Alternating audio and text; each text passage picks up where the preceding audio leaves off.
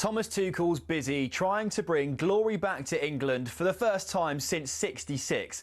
But how did he get here? Well, from the sleepy town of Krumbach via some giants of European football, here's his journey to Wembley. Sitting around 60 miles west of Munich, Krumbach's population is less than 14,000 people. But Tuchel's friends there remember a boy whose ambitions lay far beyond the Bavarian community. His will to win was evident early. Tuchel often captained his youth football teams, and his school side lifted the national German football trophy in 1987. The sport took the young defender on a whistle-stop tour of South Germany, from Augsburg to Stuttgart and then Ulm. A knee injury ended his playing career at the age of 25, though. Tuchel accepted his first coaching role in the Stuttgart youth setup in 2000, hired by none other than Ralf Rangnick.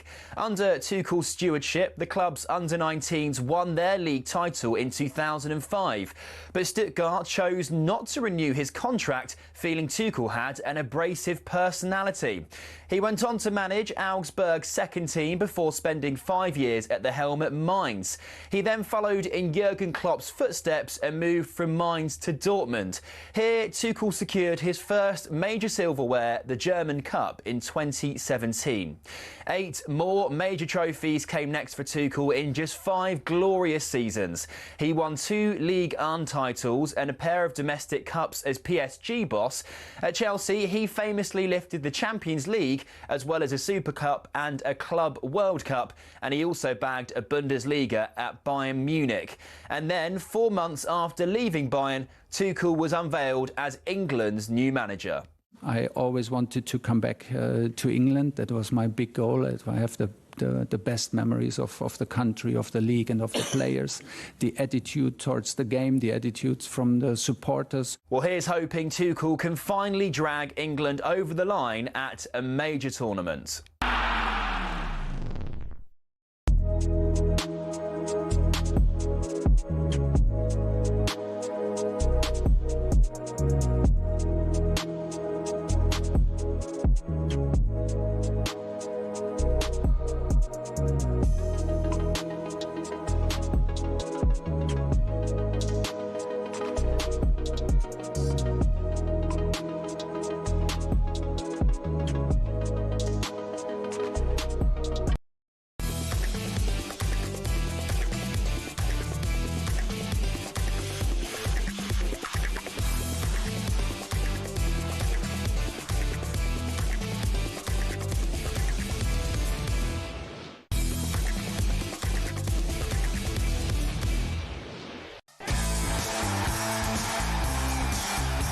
Good morning, welcome along to Sunday Weekend Sports Breakfast here on talkSPORT with me, Shebahn Aherne, and former Chelsea and Republic of Ireland striker Tony Cascarino. Good morning. Oof, what about Brentford piling on more misery on Liverpool last night?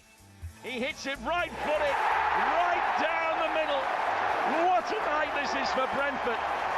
And another terrible night for Liverpool in the Premier League. Yeah, Liverpool beaten 3-2 live on talkSPORT last night by the Bees. Liverpool fans, what's going on? 4 defeats in a row. You can have your say here on the show this morning. 03717 22 33 44. Now let's focus on the positives.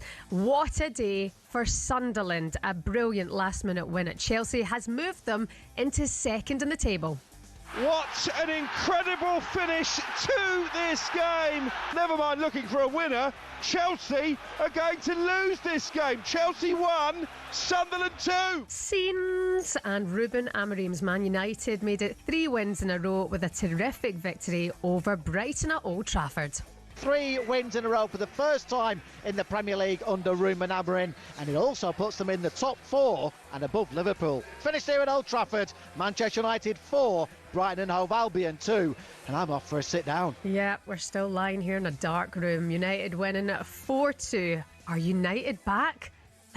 Let's feel the positivity. Cass is crying. 03717 22 33 44. We want to hear from you this morning about your team.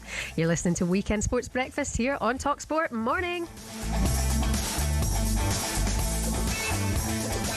Good morning, sir. Good morning. What a great day yesterday. For you, yeah. Just for football. What a great day. It was an amazing day because obviously we're going to talk about Chelsea a bit later. But, where work rate, desire, and that's a hard thing to throw at teams to say that's all they've got. Because quite clearly I was at Chelsea Sunderland, and you saw the same thing with Brentford. Everyone's saying, well, yeah, that they were outworking the opposition. Well, they did. That's what got them a result. But there's also a lot of quality from Brentford and Sunderland yesterday. Yep. And that's gone amiss. It's more about how bad Liverpool were. And as, Maresca said with Chelsea, yeah, they didn't play well. They didn't play well, Chelsea. Didn't deserve anything. And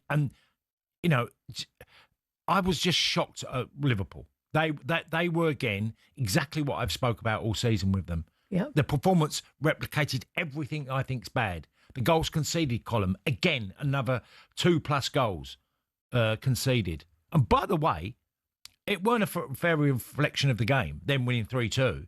Could have been 4-1 quite comfortably to Brentford. Oh, it was such a great performance from Brentford as well. That's the thing, what we'll do this morning. We'll focus on the fact that it's bad for Liverpool, 4 consecutive defeats. But Brentford look like such a good team, as do Sunderland. Have they got it to go all the way all season? We don't know. That'll be difficult. But that adrenaline, desire, motivation Love it. was all there to be seen. Liverpool get opened up typically by a long throw. You got 6'5" centre half in Konate. You got 6'4" one in Van Dijk, and they get the flick on. Yeah. Now, I played that position, not as a centre-half, but I played as a defender against long throw-ins many moons ago. Yeah. And my sole instruction was go and attack that ball. Make sure you're winning it. And if you don't win it, don't let them get a clean header. So you'd battle for that ball. Yeah. So the long throw's coming and you're knowing it. You're knowing it's going to happen. And I was part of that defensive unit. I saw Semenyo do that last week for Bournemouth. And he's not as tall or big as me, but he had a real effect on set pieces by just being a body that could win a header. Yeah. Liverpool being beaten so easily by basic corners, free kicks, throw-ins. And there's a lot going wrong when they have the ball as well. That's without all the problems with it. Apart from Dominic Szoboszlai yesterday, he was the only player on the field that looked like he was at the races. Yeah, well, we'll go into it in more detail in a minute, but even Szoboszlai being played out of position, you see him instantly be more effective when he's played in his natural role. Why isn't he starting Joe Gomez? Look, the manager's spinning plates, and when you get that scenario of you've got a number of transfers that come through the door, and we only see the effects of when they're on the pitch. But there's also scenarios that do happen at football clubs, because I've been in it myself, where transfers that happen, have they settled in within the camp, in the dressing room, on the training ground, settled in with a group? Because when you do a lot of transfers, most of them have got to work if you're going to even... Liverpool have gone from a team that were very stable last year with nothing happening to doing loads of business, and it's all over the place. It feels like you're spinning plates with every position. Yeah. Yeah, real problems, 4 defeats in a row. You can let us know your thoughts this morning. Liverpool fans beaten again last night by Brentford. 0371722 3344. What will be the secret to turning things around? 81089 if you'd rather send a text message. Elsewhere yesterday, the 3 o'clock games, Cass was at Stamford Bridge. Chelsea beaten in the last minute by Sunderland 2-1. What a game that was. Newcastle got the win over Fulham 2-1. That was the result there. And then Man United, 3 consecutive wins. We're back, baby. 4-2 over Brighton. Some of the other results yesterday. Liverpool, 4 straight defeats now in the Premier League. That game was live for you here on talkSPORT. Liverpool hit the capital, looking to revitalise their title challenge. Not only disappointing result, for large parts also a disappointing performance. Held in towards the edge of the 6-yard box, taking a touch, and he's volleyed in. Perfect start for Brentford. Dongo Watara. The way we approached the game was fearless. We showed a lot of character, a lot of grit. This is a real concern. They've only kept 2 clean sheets during 19 games. People want to beat them, there's no doubt about that. And they got it with Damsgaard. Damsgaard through. What a pass. Sharda, he's in. He scores. You tell me you scored twice away at Brentford. I would then expect us, Liverpool, to have a result. Liverpool are back in it. Right at the end of the first half, thanks to a goal from Milos Kerkez. We don't take a step back, we take a step forward. Foul on Ouattara, whether it's in or outside the penalty area. A very, very, very soft spot. Eagle Chaga, he hits it right-footed, right down the middle. Another huge story unfolds. Brentford have been very good again in the second half. Salah! Oh, what a goal! There's one back for Liverpool. No title challenge for decades. Has withstood a run of 4 successive Premier League defeats. They've been beaten again. Madness. Utter madness. After the game, Liverpool boss Arne Slot spoke to talkSPORT. As you can imagine, not best pleased. Oh yeah, disappointing again.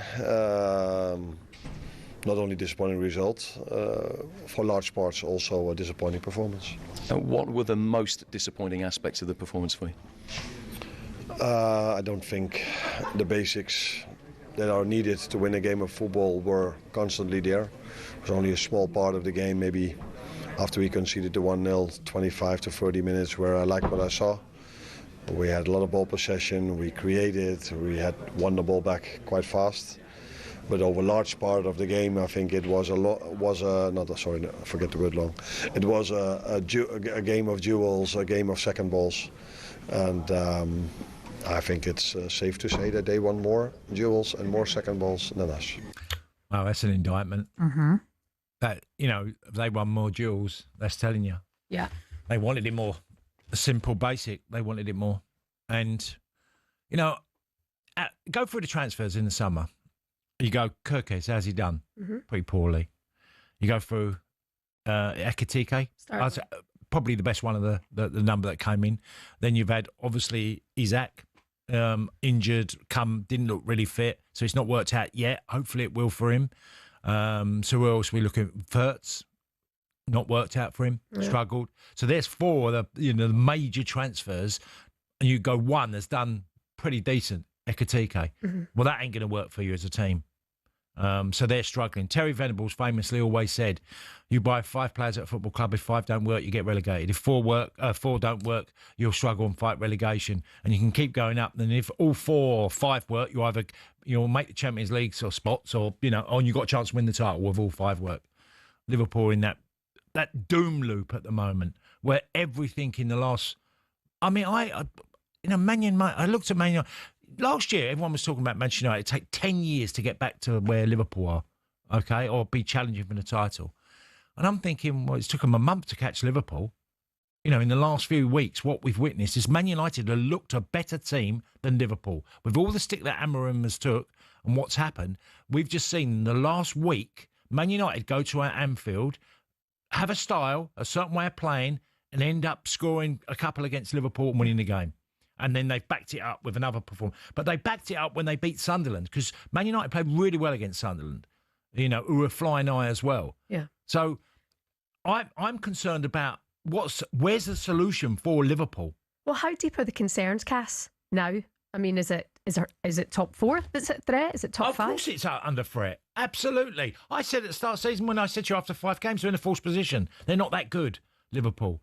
They've gone backwards with all the transfers so far. But does it mean you can turn it around? Well, yeah, you can.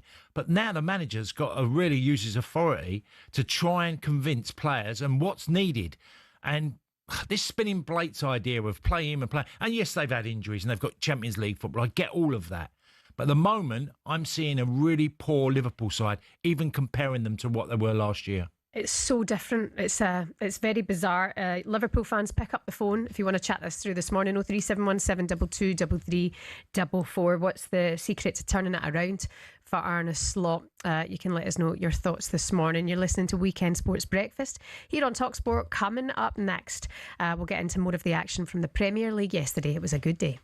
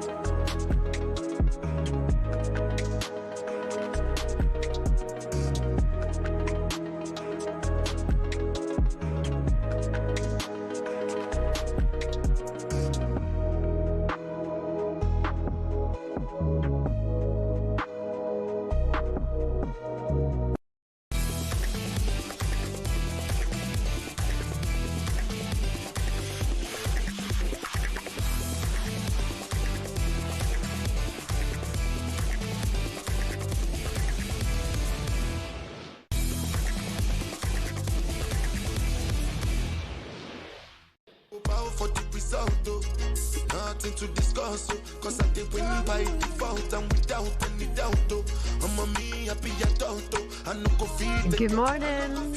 Welcome along to Sunday Weekend Sports Breakfast here on talkSPORT with Shebahn and former Aston Villa striker Tony Cascarino. Do you know who it is? No. It's Burna Boy. Decent, no? You like that? I quite like it. That vibe? I don't know. Yeah. It's not on a Sunday morning. It's okay. Do you know what? Yeah, it kind of eases you in. Yeah. It's not too much. It's Burna Boy, and it's Serena Wiegmann's favourite artist. She's 56 today, Serena Wiegmann. Happy birthday. She won't be celebrating because last night the Lionesses... They lost, didn't they? Yeah, lost 2-1 to Brazil in a friendly. Georgia Stanway's penalty pulled one back after they went down 2-0 in the first half before Angelina was sent off for Brazil. They'll be disappointed with this, but it's a friendly, so I think everything will continue as normal. 03717 223344. We're taking your calls this morning. Liverpool fans, what's the recipe for turning things around? 4 straight defeats. Defeated yesterday 3-2 by Brentford. By the way, can I just mention on Brentford, I mean, incredible from them. I mean, we heard it from Arne Slot. It seemed like Brentford wanted it more, you know, winning those key battles, going right the way to the end. And by the way, can I mention it went to 101 minutes last night? Yeah, I know. When the referee had added on 7 minutes. I was at the edge of my seat going, ref, what are you doing? You know, blow up, come on already. But to have lost Johan Wiese, to have lost Mbeumo, to have lost their coach, to the kind of the heat that was on Keith Andrews coming in as a set-piece coach to be the main coach, fair play to them. Look, they had people in place. You know, Thiago was there the year before. He got injured most of last season. Kevin Schade stepped up. All quick. Utara's come in. Yeah. Great replacement. Again, pace and KOD's power. been excellent. Yeah. So, you know, absolutely excellent. Goes back to recruitment. What I say, it's got to work. If it don't work, you're going to get in trouble very quickly. And has it not worked at Liverpool? Good morning to Adil, the Liverpool fan. Good morning, sir. How are you? Adil. Morning, Tony. Morning, Shebahn. You all right? Yeah. Come on.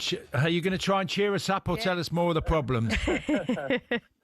Guys, it was a shockingly bad night last night, wasn't it? Yeah. I just wanted to really talk about 2 things, really. Obviously, first being Mo Salah. Yeah. I mean, I don't know, Tony. I don't know if it's like a complexity issue within the Liverpool team, but, you know, I think the real loss for Liverpool last night was not the 3-2 result itself. It was actually Mo Salah scoring that worldie, which basically means that he's going to be starting games going forward. Yeah, I mean, it was a great goal. You're right. Reason I say that, buddy, is because I don't know if it's a complexity issue in this Liverpool team, right? Whenever he's playing, they're constantly looking for him. They don't want to involve others in the team. I assume like the Frankfurt result is the perfect example where when he's not playing, there's more cohesion in the team and they're looking for each other. Wirtz was a lot better. Szoboszlai has obviously only been the player in the season that can hold his head up high, you know. Shockingly bad, mate. Terrible result. And I don't know what's going to happen going forward, but Tony, I just wanted to ask you, buddy. You know, you obviously played at the highest level in the past and stuff, right? Do you think there's a complexity issue within, you know, teams like Liverpool and, you know, the biggest teams in the world where they refuse to actually defend and play in a low block? Yeah. Because if you look at the way they were last season, right, you know, I think Neville kind of summed it up perfectly last season as well, where they had 3 or 4 different styles of play. You know, when they needed a low block, they fell into a low block. When they needed to control the game for about 20 minutes in the game, they just passed it around. When they needed to pin teams in on the front foot, they actually pin teams in on the front foot. Now, when I look at this Liverpool team, I just don't understand what's going on with them. I get the fact that there's been may God rest his soul, Jota. But, you know, I don't understand why Slot just simply can't tell his team, play on the counter, drop into a low block. If teams are doing it to us, why can't we do it to them? Because we perfectly demonstrated last year that we also know how to play in a low block. Do you get that, Cass? Do you see it that way?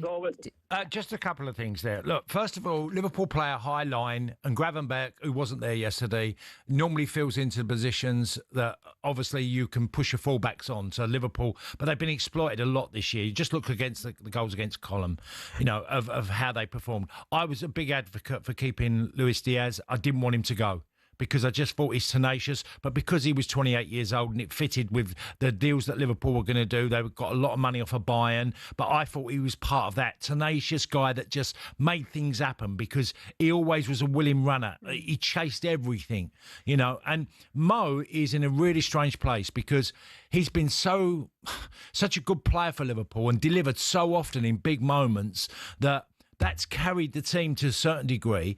But now the team is carrying Mo because Mo is not playing to the level that we know he's capable of. He's been off it. He was poor yesterday. He got a wonder goal, but he was poor. And I don't know. It just feels like there's a lot of things have happened within the group that I know from being at football clubs that we wouldn't be aware of how they settled in together. And, you know, Andy Robertson, another tenacious player, been left out because Kirkes has come in. It's like, I don't want to lose them players out of the team yet. These players who have come into replacement are not better. I would say they're worse. Do you agree with Cass on that? 03717 22 3344. Keep your Liverpool calls coming in this morning. Here's what's coming up for you on talkSPORT today. Well, over on talkSPORT 2 right now, it's the first ODI between England and New Zealand, and England women are in action as well. Here's Guy Swindles with the latest.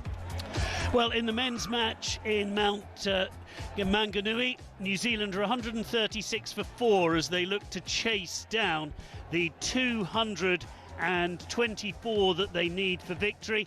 England's fielding is letting them down at the moment. They've dropped both these two batters at the moment. Mitchell, 35 not out, was dropped moments ago. Bracewell was dropped on 2. He's now 44 not out. New Zealand closing in on victory. In the other match, England, well, not going so well. Sophie Eccleston injured early on in the match. She's going to be key in the semi-final going forward.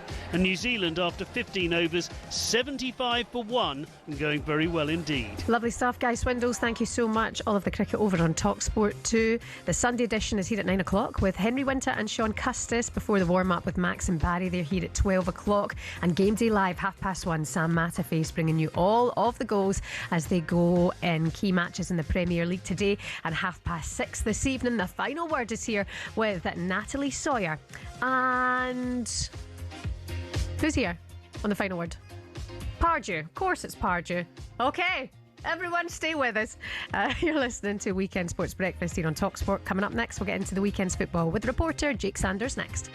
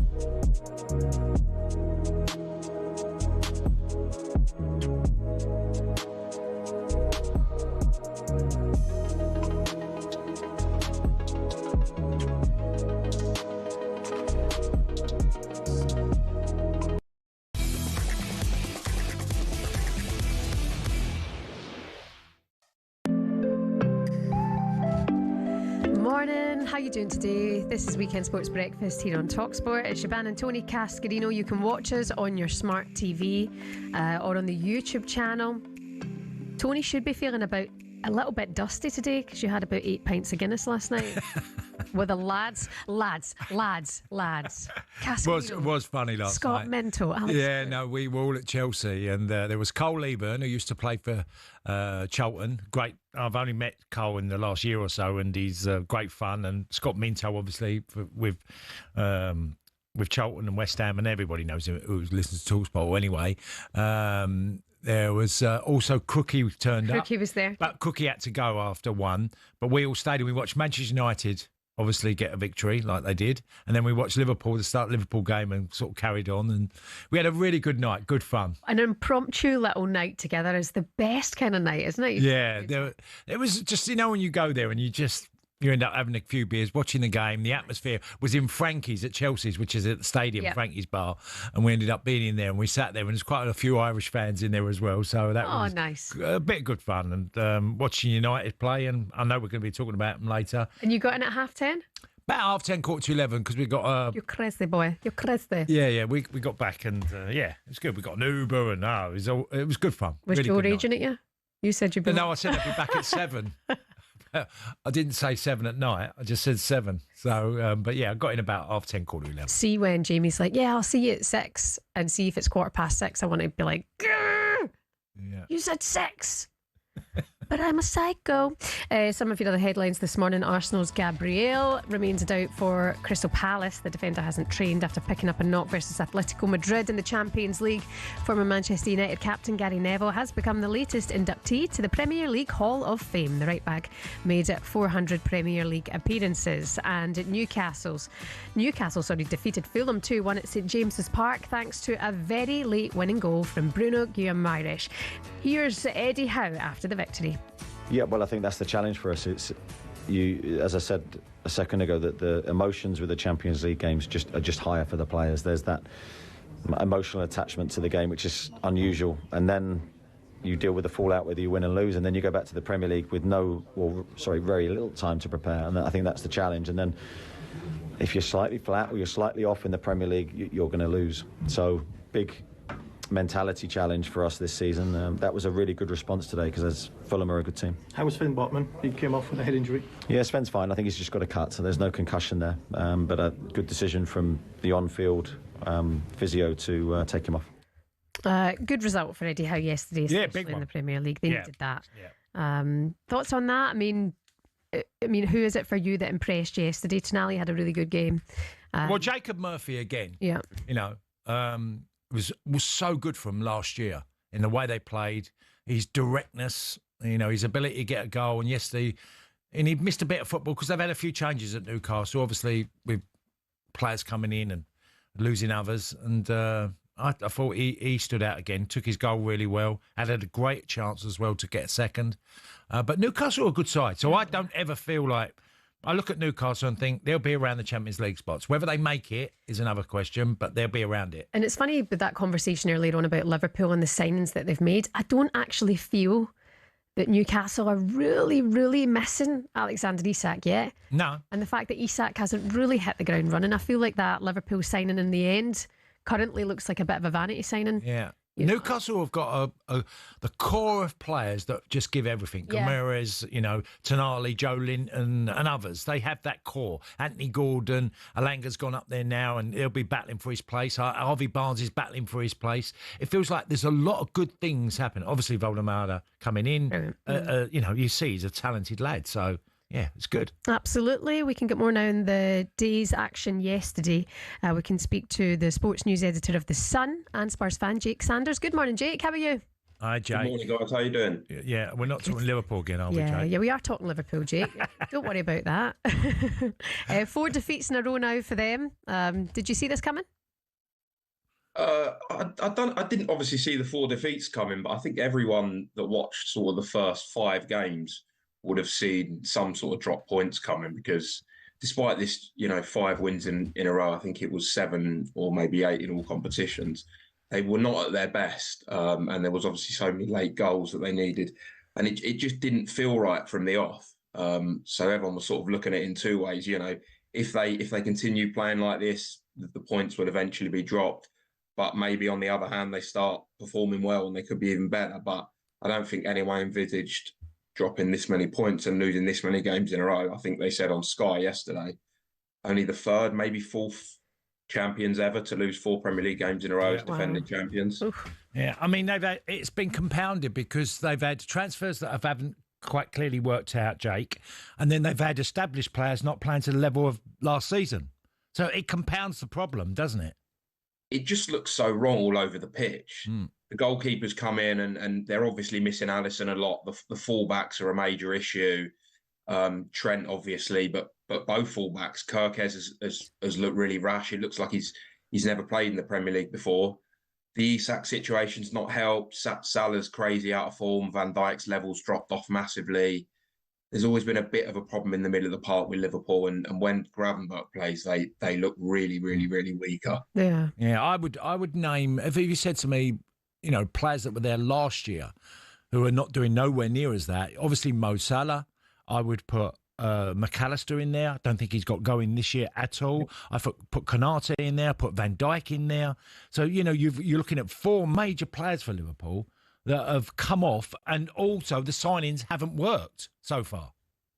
Definitely, and I agree with what you say. I was listening earlier about Robertson. I think they're underusing Robertson. Yeah, it feels like Slot is playing Kirkes because he's a new signing. I thought last week was sort of the perfect game, the big derby against Man United. They were desperately in need of a result, and he played Kirkes again, and I thought that was the wrong decision, personally. Yeah, well, he's tenacious. You lose his ability to get around the pitch, and you also have a tenacious player like Luis Diaz go out to another club, being sold to Bayern, and you also had Diogo Jota, who obviously the tragedy what happened around him, but he was a tenacious player. That, you know, you're losing a lot of energy out of that team. And yeah, it's showing, and we've never really seen this before with a team winning the league next season. They're making so many changes, especially the fullbacks, massively. I know, obviously, you know, Trent's irreplaceable, but even the other side as well, losing, you know, everyone that's watched Liverpool in sort of the last decade under Klopp, you know, the 2 fullbacks have been a massive part of them. Yeah. And yeah, it just looks so wrong. Let's focus on the positives as well, and tenacity of Sunderland. I mean, did you see that result coming? I mean, what a win against Chelsea. Yeah, they've been absolutely brilliant. Any proper Premier League football fan has wanted to see Sunderland back in the league for years, and them dropping into League One was obviously a sorry state of affairs. But I don't think anyone would have seen this coming. They've made so many signings. They've got a completely different team. Not many people would have known many of the players they've signed. I know we know Xhaka is and Adingra from Brighton, but not many Premier League fans would have known many of the players they signed. But De Vries has done an amazing job, and I know it's early, but they already look safe. I know we're 9 games in, but a couple more wins before Christmas, and maybe they could be dreaming of Europe potentially. I know it's an early call, but possibly. Well, look, again, you know, we just talked about transfers, and like you just touched on, Jake, is Sunderland made a lot of them, and by the way, a lot of them have worked. You know, yesterday they had, I think, 6 starting that were not playing for Sunderland last year. Yeah. 2 of them come on as subs, so there was 8 players that have come into the club and settled really quickly. And it was a weird one because Granit Xhaka has come to Sunderland to be that player that is managing the kids and being the captain and just directing them, and you're watching it as you play, and you're thinking that is the one piece of the jigsaw for me that Chelsea miss, is that leader, because of if it's being a young team when things are not going quite as right, they just miss that experienced person in the team. And I think Xhaka has massively embraced it, and he's clearly bought into it. I know winning games help massively quickly, but you know, I was watching the game yesterday and a few games recently, and he really looks like he's sort of galvanising the group. And, you know, he knows the Premier League well. He's played hundreds of games here. And I think right now he looks like one of the signings of the summer. And that's from a Tottenham fan. Yeah. Well, on the subject of Tottenham then, you're away to Hill Dickinson today. How do you see this one going, Jake? Feels very 50-50. We're not playing very well at the moment, not scoring many goals, not creating many chances. and Everton are obviously unbeaten at the new stadium, and got a bit of a bad feeling. We've not got a great. We didn't have a great record at Goodison. Too positive at the moment. I'm a bit of a pessimist, unfortunately. It looks a bit of a 50-50. I could see any result. No result would surprise me, but that Goodison crowd, the first Sunday 4:30 game at the new stadium, does worry me slightly. There is one positive, Jake. We all had an hour's extra sleep. Yeah, that's true. You've been lying awake worrying about today. Jake Sanders, news editor at The Sun. Thank you so much for your time this morning. Cheers, Jake. Cheers, thank you. Don't forget all of the updates coming on Game Day Live today. You've got a number of Premier League games. Bournemouth take on Forest. Arsenal Palace, all eyes on that one. Villa have Man City. Wolves, Burnley are all 2 o'clock kickoffs. And then, of course, 4:30, Everton take on Spurs. We can get an update now from the first ODI between England and New Zealand. Here's Guy Swindles. And England have made the breakthrough. It's 159 for 5. They were given the wicket, essentially. It would have been a superb knock, 50 off 50 balls for Michael Bracewell before he went for a daft single and got run out. Good throw by Overton. That means that New Zealand are 159 for 5 in the 28th. They are chasing 224 for victory. In the Women's World Cup, England have also taken a wicket against New Zealand. New Zealand are now 89 for 2 after 19 overs, after they won the toss and elected to bat first. Guy, thank you. You can get all of the coverage from the Cricket Live over now on talkSPORT 2. Coming up next, we're going to discuss whether Manchester United are on the way back to the Champions League.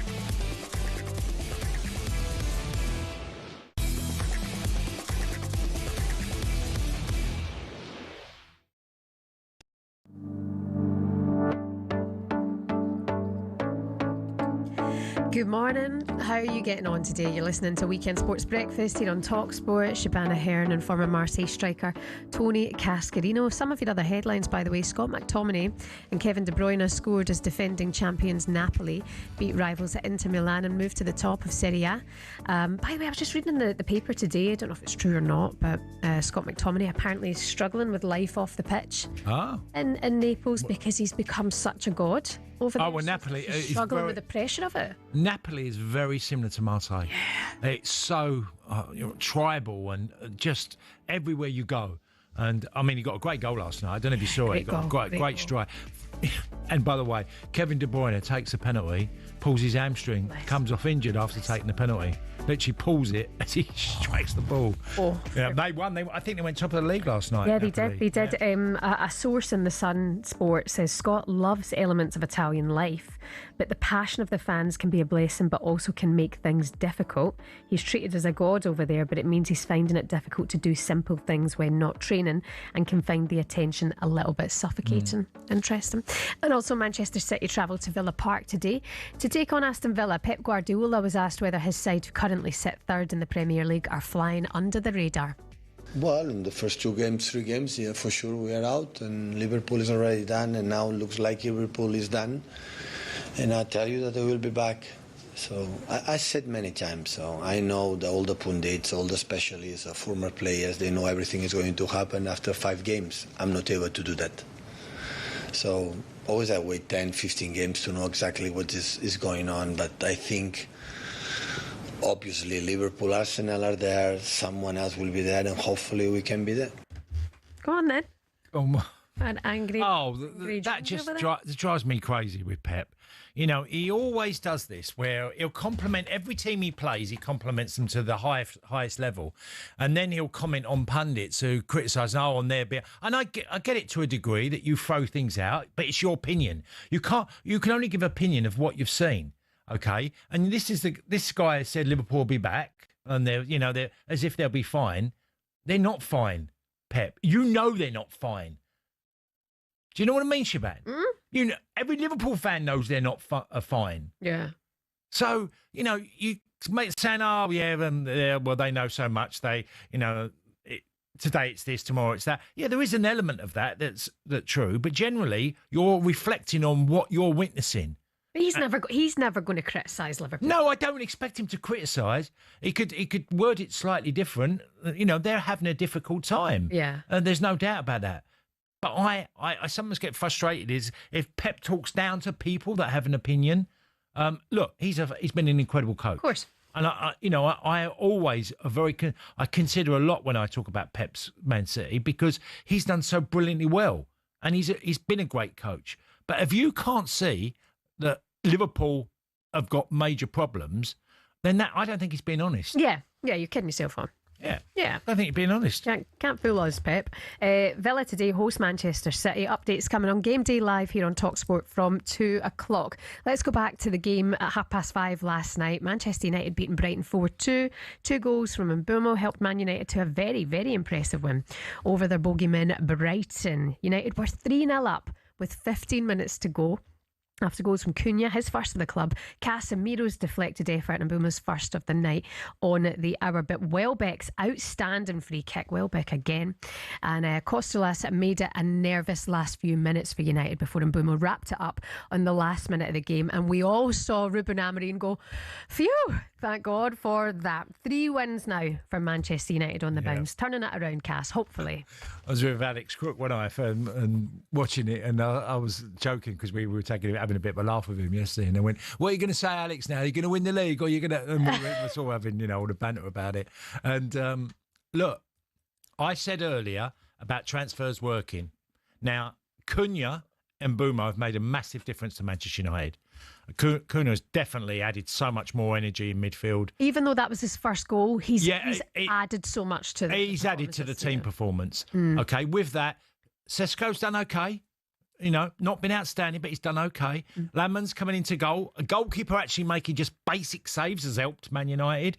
And with that, there's a little bit of air of confidence now about them because they've got the result against Liverpool. I felt that it was started a little bit before that, like we talked yesterday about the Sunderland game, which they blew Sunderland away, and I watched Sunderland yesterday, and Sunderland are decent. Yeah. So they've been much better. But at the moment, I'd say that they've surprised me how quickly they've got there. But that's when transfers show their worth, when they've settled in really quickly and start delivering quickly.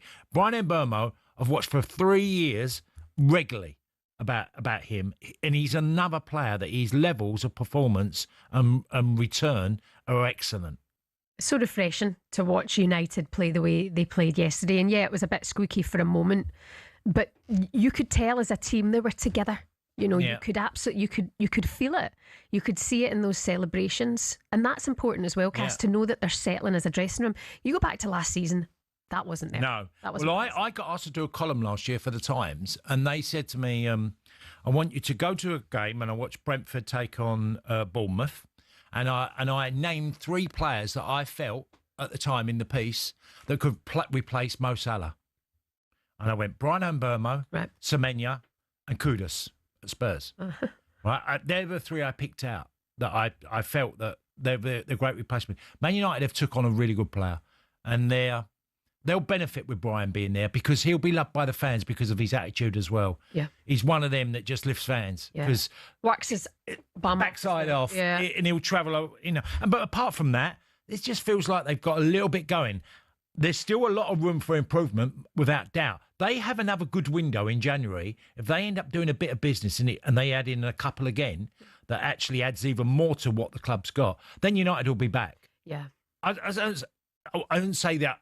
I definitely don't see them winning the league this year because I think Arsenal will do it quite comfortable. And maybe the main rival will be City. But I do think that there could be another progression if they get it right again in January, that United will be a far different proposition next year. Very much so. You've got to focus as well as that they've got 1 game a week, you know, at the moment. It's benefits, They're out of the cup. They've not got European football. The signings have worked so far. But also we do have AFCON coming up as well. So Mbeumo likely will not be there for the best part of a month. That's if... You know, he goes further on into the competition. That's 21st of December to the 18th of January. But when you look at the fixtures that Manchester United have already had, the games that they've played, and you look at what's to come, Forest, Spurs, but then I think after that, it's a little bit more of an easy run. And what's the ambition? Is it? I mean, top 4 now looks possible, Cass. It really does. Well, of course, it's got to be the goal. You know, that's the minimum because the club and the revenue that's created from the Champions League is they've got to be in that competition. So... Of course, that will be the idea. And that's why Radcliffe spoke about, you know, such a long-term programme. Or, you know, it's what they're looking at long-term. And so far, I would say that since he said something, Jim Radcliffe, they've gone 3 victories on the bounce. I know. You know, that it'll get 3 years and it's completely took the... It must feel a much better place, Old Trafford, now with the performances that they've had in the last week or two. Yeah, even looking on Instagram this morning, coming in the car, and Mbeumo and Ahmad doing that little dance thing that they do together. Go, put your arms up for me. Yeah. And then, there we go. Like boxers. Yeah, you can move. It does. The feel-good factor seems like it's back for now. Long may it continue. Liverpool fans, a little bit down in the dumps this morning. Give us a call, 03717 22 3344. Is your title charge over? It's our biggest competition yet, by the way. Stay tuned for this. We're giving you the chance to play and win up to £100,000 completely tax-free. If you're the lucky winner, the excitement doesn't stop there. You'll be coming into talkSPORT Towers Thursday the 13th of November to play for life-changing cash. Here's how you can get involved. 18 plus UK excluding Northern Ireland. For a chance to win, text the word cash to 83338 and you're in the draw. Text costs £2 plus 1 standard network rate message. You must have the bill payer's permission, or you can enter for free by calling 0330 880 3338. All entries must be received by the 6th of November at 4 p.m. This is a TalkSPORT Limited promotion run on TalkSPORT, Talk and Virgin Radio UK stations. Full terms and conditions at talksport.com. You're listening to Weekend Breakfast here on talkSPORT. Coming up next, we'll get more of Cascarino's dance moves. We'll get into the day's Premier League action and we'll discuss the big win for Fabio Wardley over Joseph Parker last night. Good morning.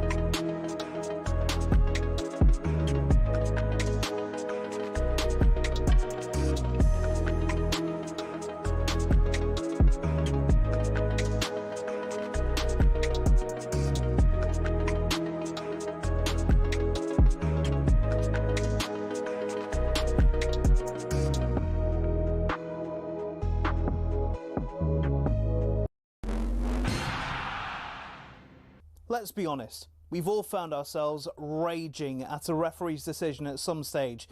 This feel familiar? That is an absolutely shocking decision. They've got a case in that it was a bad decision. It's such a poor decision. Yeah, I think he's just made a bad decision in that instance. But what does it take to get to the very top of football refereeing? Every referee starts with their county FA.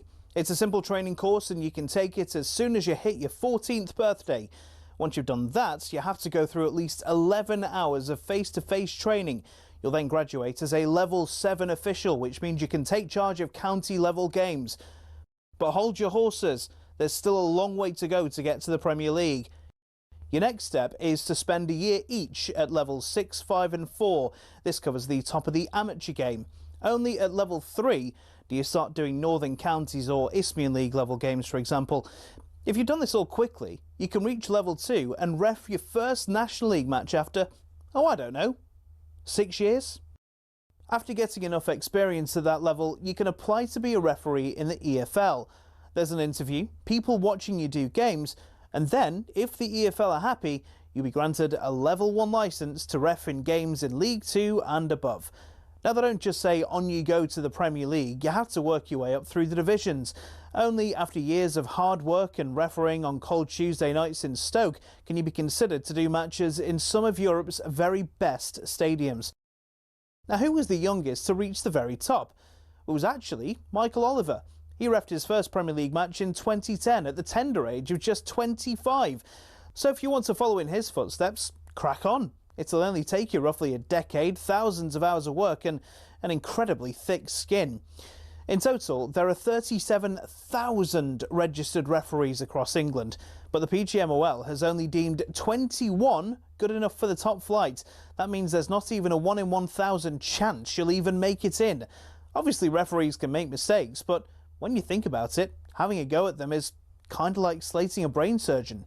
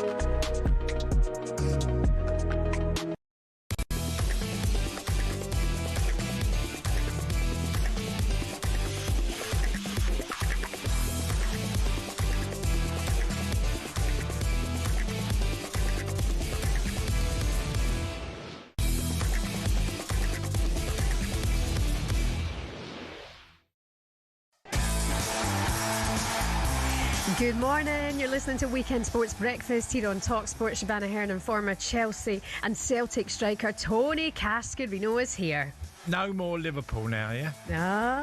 We'll see what happens. No more. We'll see how the day pans out. There's lots on the agenda today. What a brilliant day for Sunderland yesterday. A brilliant last-minute win at Chelsea has moved them up to second. What an incredible finish to this game. Never mind looking for a winner.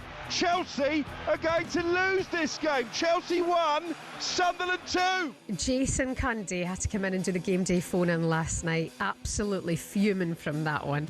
Sunderland fans, let's hear from you this morning. 03717 223344. More positivity this time for Ruben Amorim's Man United. 3 wins in a row. A terrific victory over Brighton at Old Trafford. 3 wins in a row for the first time in the Premier League under Ruben Amorim, and it also puts them in the top 4 and above Liverpool. Finished here at Old Trafford, Manchester United 4, Brighton and Hove Albion 2, and I'm off for a sit down. Lovely jubbly, and we'll be chatting about the boxing later as Fabio Wardley stopped Joseph Parker in the 11th round, live on talkSPORT. He shrugs him off. Parker back to the ropes. Wardley looking for the uppercut, and the referee has stepped in and stopped the fight. He has stepped in and stopped the fight. Saints and former Team GB boxer Ruth Raper will be joining us later to review that fight. Lots coming up here on the Weekend Sports Breakfast on talkSPORT. We're all sitting here scoffing our faces with Dairy Milk Caramel. Arsenal Tom, my cabbie, every morning brought us Cadbury's Dairy Milk this morning because we were talking about King Kenny and Sir Alex Ferguson sharing the Dairy Milk, and I was saying how caramel one's better. Oh, it's lovely. And he gave us the... I'm terrible with chocolate. I love chocolate. You've smashed a whole half of it. No, I haven't. No, you have. You have? Squares. Hold on a minute. I've had 2 bites and the rest of it's gone. I told you once, I told you a million times. Don't exaggerate. Little peckers, Cass. Little peckers. 03717223344 is the number. Cass, a little bit down the dumps this morning about Liverpool. We will continue to take your Liverpool calls this morning. Good morning to Avi. Avi, where are your concerns at? Good morning. Good morning, lovely show. Shebahn, lovely to meet you. And Cass, I remember you from a long time ago. Oh, do you? A good or a bad way? No, good, mate. Good, Was he eating chocolate? Yes, I do. Actually, I'm driving to the golf course, and I'm just having chocolate, same as you. Oh, good man. Come on. Get some light on your Liverpool. We're back there again. Well, I'll tell you something, right? Because I have one in the family that works inside Liverpool, so he knows the owners. Yeah. Cass, tell me this. Why would you drop Salah, which is good, and go to Germany and win 5-1, and then you change the side again? And they played well. I think there's a real sense of loyalty towards Salah, which he clearly did last season. So many occasions he'd make substitutions and leave Salah on, and he delivered and got goals, important moments.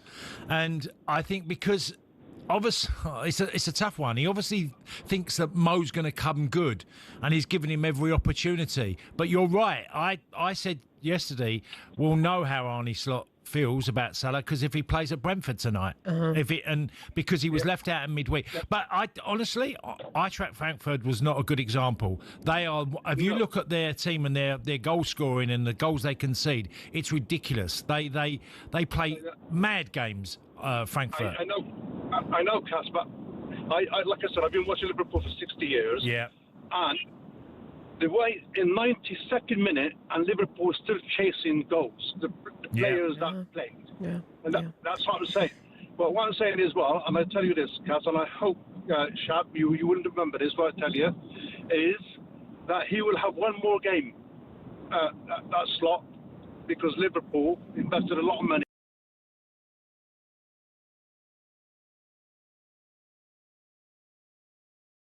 On that is that some heads will roll whatever department if this slump continues much longer, because that happens at football clubs. Someone will be responsible, whether it's the sporting director, whether it's the recruitment group, or whether it's Arne Slot himself. Wow. It just will happen. Something will happen. Avi there with the inside track. Avi, thank you so much for your call this morning. Have a good day at golf.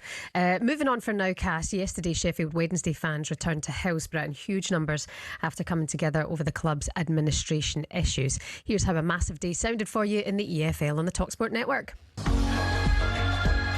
Here's the final whistle from referee Dean Whitestone, and Coventry City continue their unbeaten run, an 8th win of the campaign. That's 12 unbeaten in total. Fuzier has brought the crowd back to life. Hear the noise build at Hillsborough. Sheffield Wednesday 1, Oxford 2. Bristol City 1, Birmingham 0, and it's all thanks to Mr. Armstrong up front. Blackburn have turned this game on its head. Blackburn 2, Southampton 1. Andre Gudjonsson is the one who's got it. It's finished. Derby 1, QPR 0. Back-to-back wins for the Rams as they move 5 points clear of the relegation zone. There goes the full-time whistle.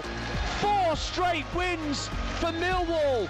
4 goals in 4 games for Femi Aziz. No one likes them, they don't care. They only care about where they are in the table. They're third. Full time at the Den. Millwall 1, Leicester City 0. Millwall flying, Cass. Yeah, brilliant. Woo. Femi Aziz, the 4th goal in a row. Yeah, brilliant. I've saw them a couple of times this year. Yeah, good. Keep it going, lads, and get back to... I was part of the first team of Millwall ever to get to the top flight. Yeah. Great experience, and hopefully Millwall can go. They've got a young squad. It's going to be challenging, but Alex Neil's done a great job. Absolutely. Cascarino, by the way, was the first ever player to get a goal for Millwall in the top flight. So even though you want them to go up, you kind of don't want to lose your record, do you? Well, I don't lose it. I still keep it. Oh, yeah, it's true. Yeah. Yeah, true. Oh, my God. Wow. That was with an hour extra sleep last night. By the way, for more on Sheffield Wednesday's administration situation and what might be next for them, we can speak to former Hull executive and ex-EFL board member Tan Kessler is with us now on the show. Good morning, Tan. Hi, Tan. Morning. Good morning, guys. Good morning. How are you? Yeah, we're very good. Tan, I wanted to ask you, because does this happen because you work on, with administration, you've worked for the before in this area, and when the HMRC are owed money, it finally comes to a conclusion, and that seems to be the case where it can drag on. But once HMRC have not been paid, then things can be solved. Yeah, but that's, I think, the final draw for the bigger crisis. So this is what happened in here in this case, and I'm so sad to see it. It's Sheffield Wednesday is such a big club. Amazing fan base. When we were in Hull, we played and we lost, and we weren't too pleased to lose. But we understood that it was such a big organization.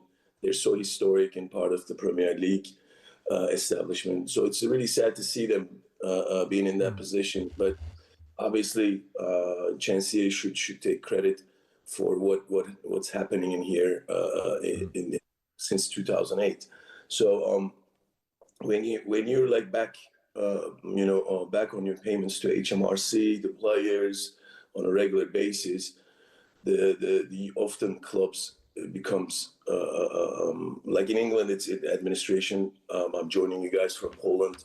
It's a beautiful Sunday morning in here in Poland, but we've also in when we take over Pogon, in the case it was 24 hours away from being literally shut down. So thankfully, because of EFL, because of the regulations with the independent regulator, clubs are not on the verge of shutting down, like in many other leagues in Europe. But it's going to be a really tough times for Sheffield Wednesday, and I admire the fans that they're trying to raise some money, trying to help the club as best as they can. But it's going to be a very dark days for them until they find a new ownership. Right.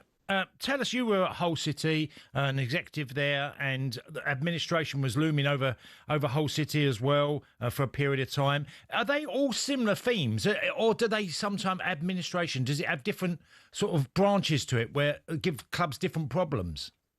Tony, just to clarify a little bit, when I left Hull, it was not the case of an administration or EFL embargo.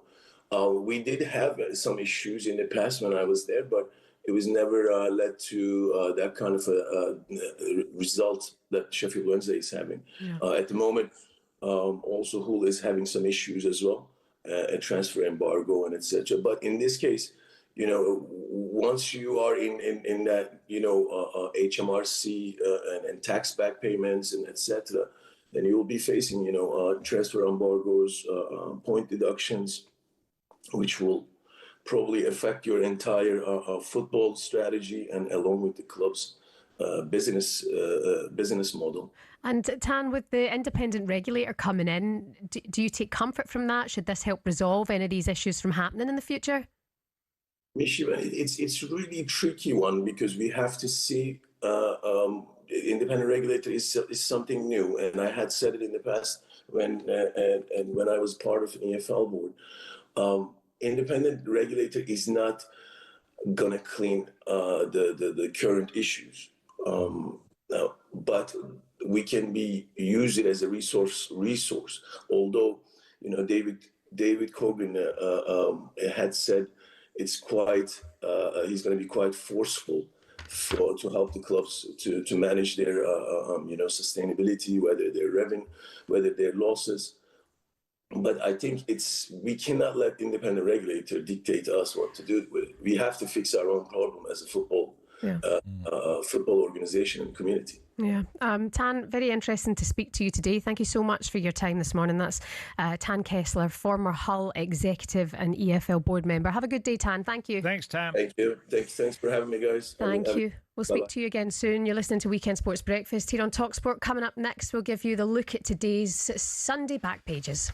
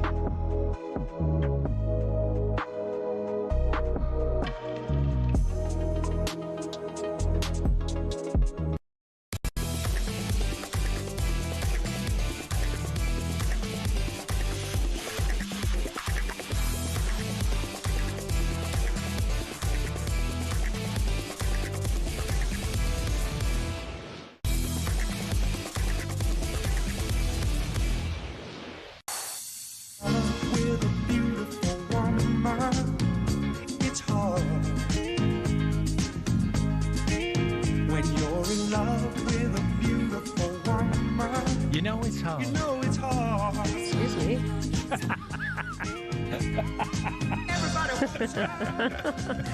I just knew the words to the song. No, I was brought up listening to Doctor Hook. Me as well. My mum loves Doctor Hook. So many great songs. You're listening to Weekend Breakfast here on talkSPORT. Shebahn Aherne and former Chelsea and Celtic striker Tony Cascarino. A little bit of Doctor Hook. Here's why. Because there's a story in the Telegraph with the headline. It was me, Georgie Best, Frank Worthington and Doctor Hook in a nightclub. This is... Oh, wow. Everton legend Peter Reid. Yeah, brilliant. Telling us stories of the night out back in the day. You can just see it, can't you, on the dance floor, the three of them. Yeah. Going to brilliant. With Doctor Who. Were you a dancer back in the day with the lads? No, I suffered from chorophobia. What are you laughing for? What's chorophobia? What is that? Afraid of dancing. Oh, come off it. Chorophobia is afraid of dancing. You were doing it in Burma earlier on. Your daddy was doing in Burma. I never really did dance. No, I was not really a dancer. No, I just didn't enjoy it. I know some people love it, and I'm just like, I can't get into dancing. Just never have done. You're quite a big guy, though, so... Yeah, I know, and also having a dodgy right knee now is not particularly great, so... And not much rhythm? Is the rhythm an issue? I don't know. I just... Like I said, I don't really enjoy dancing. Fair enough. I love listening to music, and I love being, out and about. And any good dancers in your day who used to be out in the clubs with? Oh, no, not really. Most of us we're at the bar. But, yeah, it's not in the kitchen, it's at the bar. Yeah. But no, I mean, there's no when you get the family dues or the marriages or whatever and blah, blah, blah. Go to a wedding and they can be great fun. Do you know, I had one of my funniest experiences was at Liverpool. I was working for Little Woods at the time, and I got invited for Christmas. And well, it started this function at 7:00 in the evening, and in Liverpool it was rocking right at 7:00. First dance coming. They were doing the Love Train. Remember people all I think it's the OJs, the Love Train. And I'm on the outside, and it's this big square dance floor. I'm on the outside, and all of a sudden I get this tap on my shoulder. Jump in, as they're doing London.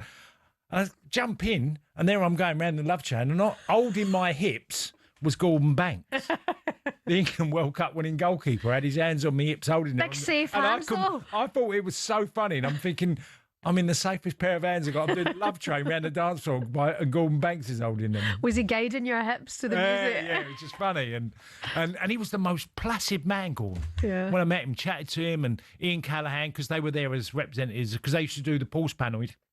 You know, when games got called off, and they'd do the results, so they'd give the results. So they were there as part of. Yeah, great fun. Lovely, lovely stuff. By the way, just going back to yesterday, you were at Stamford Bridge. Yeah. Chelsea in the end losing that game in the last minute to Sunderland 2-1. What was the atmosphere like? Well, it was flat at the very end because Chelsea didn't play well. A couple of issues. João Pedro has now gone, I think, 10 games without a goal. And he isn't a number 9. He's not playing like a number 9. He's more like a 10, but he doesn't quite offer the physicality for a guy that's 6'2". Yeah. You know, and it was a strange. He didn't particularly play well. Chelsea's passing was a little bit off. Garnacho got a goal, but was a bit hit and miss. Neto, likewise, hit and miss. It was quite a strange performance. It was all about Sunderland yesterday. Yeah, absolutely, and it should be in the papers today. Chuck Buried is inside the Sun. Pull out their goals. Pull out Maresca's Blues done by long throw again, and also in the Sun, Enzo no defence. Enzo Maresca blasted his defenders as they were stunned by Sunderland at the Bridge.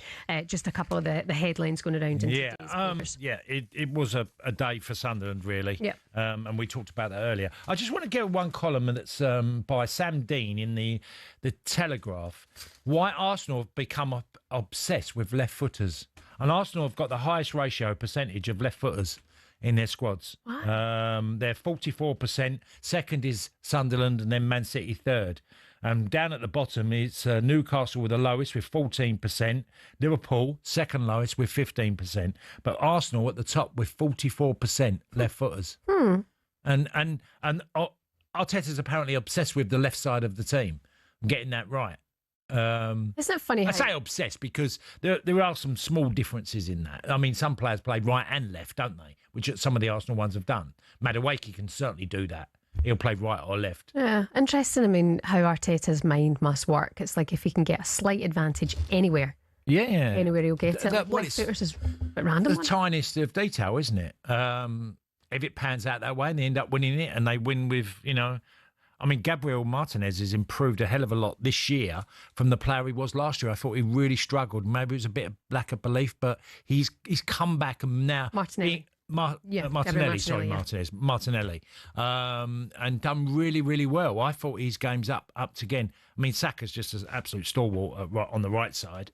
But yeah, it's just the obsession by Arteta about left foot. Yeah. Having the most. Well, someone has to have the most, but Arsenal have it. Who's that? That's today, the Telegraph, that story? Yeah, Daily Telegraph by Sam Dean. Very interesting, very well detailed. Lovely stuff. You've been dangled as back page of The Sun this morning. Utawara key as Bees sink slot. Brentford 3, Liverpool 2 in the late game last night. You're listening to Weekend Sports Breakfast here on talkSPORT. Coming up next, you're going to be joined in the studio by our Artist of the Week. Apollo Junction are here next.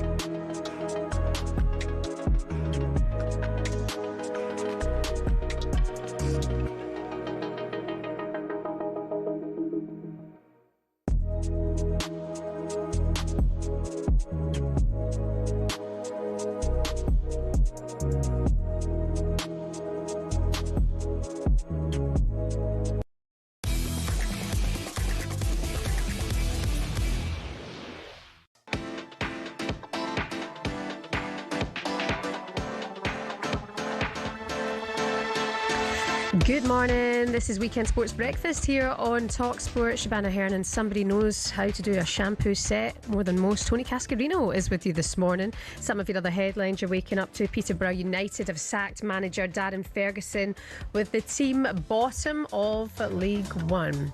Manchester United captain Bruno Fernandes says he will not discuss his future with anyone until after next year's World Cup. Solid guy like that. And there's a top of the table clash in the SPL today. Oh my God, I'm nervous, Cass, for this one. Hearts take on Celtic. Yeah, big game up there. Please be Jesus, Lord gracious. Here's talkSPORT's Paul Mitchell with all the details on this one. All eyes will be on Tynecastle Park as unbeaten Hearts, 5 points clear of visitors Celtic in second, seek to establish an 8-point lead on the defending champions, who are looking to avoid back-to-back league defeats, having lost at Dundee 7 days ago. Hearts' new boss Derek McInnes has worked wonders, and the summer recruitment under the Jamestown model is already paying dividends, with Claudio Braga and Alexandros Kyrgios both outstanding thus far. Celtic were poor last week in the loss to Dundee, and goal scoring is an issue for them. Celtic failed to score in just 5 of 57 games last season. They've already failed to score in 6 of 15 this term. A day of drama awaits in Edinburgh. Updates on talkSPORT from 12. I can't cope. If Hearts win today, they'll go 8 points clear at the top of the SPL. Yeah. Which would that make them title favourites? Well, yeah, of course it would. And also the fact that they've the model that Tony Bloom is having involvement in the club is a coincidence. And by the way, the first thing Guy Swindle said there was the transfers and recruitment work brilliantly. Something we've been talking all about all this morning, whether they work or don't work. Yeah. It makes a difference at a football club. I'm feeling positive from Celtic midweek. Hearts, this is great for a story and a narrative in Scottish football and stuff, but wind your neck in, okay? Had your fun. No, great story though. We'll have all of the updates for you here on Game Day Live. Hearts take on Celtic. Like we say, Hearts could go 8 points clear at the top, which means if they do win, that'd be the first time since Fergie at Aberdeen, another team other than Rangers. Another lifetime away, that is. Absolutely. Wow. Crazy. All of the updates coming for you here on talkSPORT, and it's time now for this. It's all right by me. We don't keep that dream. Can tell us how to heal or feel the way we feel. This is by Apollo Junction. We Don't Dream Their Dreams is the name of the song. Our band with us, our artists of the week here in the studio. From Apollo Junction, we've got Jamie and Matt. Good morning, Tribs. Good morning. Good to have you with us. Thank you for having us. Matt, I believe you're a massive talkSPORT fan, so this is fun. Yeah. Do you hate me? I was saying on the way in that most of my youth was spent when I first started working was driving, listening to Alan Brazil in the morning, and then disagreeing with Adrian Durham on the way home. You know what I mean? So yeah. No. So you're both fans of football clubs, yeah? Yeah, absolutely. So who's your team, Jamie? I am a Leeds fan. Leeds. Oh, that's That's okay. Yeah, go. Oh. Doing okay. Getting the funny faces here. Yeah. So I'm a Man United fan. Man United fan and a Leeds fan. How does that work in the band? Because I mean, natural clash there. Well, the band are all Leeds, and I've always kept it quite quiet. So I've just sat quietly. But then when it came to my family are from Manchester, when it came to coming on the radio, I was like, I'm not pretending to be a Leeds fan. There's just that would be, I couldn't look at my father. If I could have not brought him he plays the guitar, and so he's quite important for bands, but I'd have left him at home and brought another Leeds fan, but he's just not as good at guitar. So I mean, to be fair, you did win this weekend. We did, it was good this weekend. Yeah. Do you know what? I think we've made a good start so far. Yeah. I think, if it wasn't for Sunderland, I think people would be going, do you know what? Leeds have made a really good start, but obviously Sunderland are looking sort of, second in the Premier. Well, that's it. They sort of, showing the other teams who came up, showing us up a little bit. But Leeds have made a great start. Yeah. And well, it's amazing how our sport works where, last year 3 go down who got promoted the year before. But there's a complete contrast to last year where all 3 that have come up, Burnley have had results, Leeds, absolutely, Sunderland.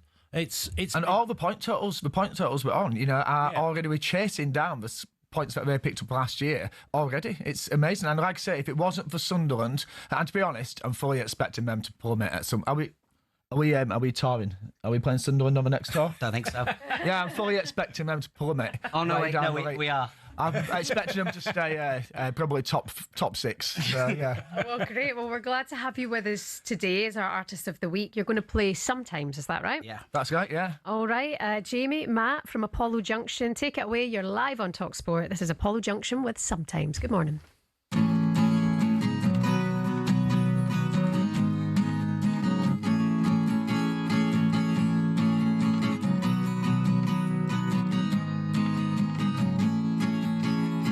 Sometimes I look out the window and I see my life pass by.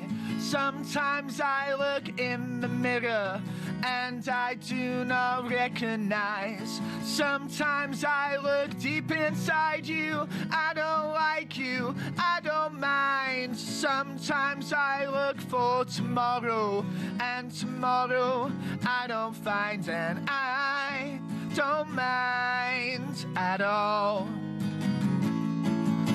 This life, it's mine, that's all.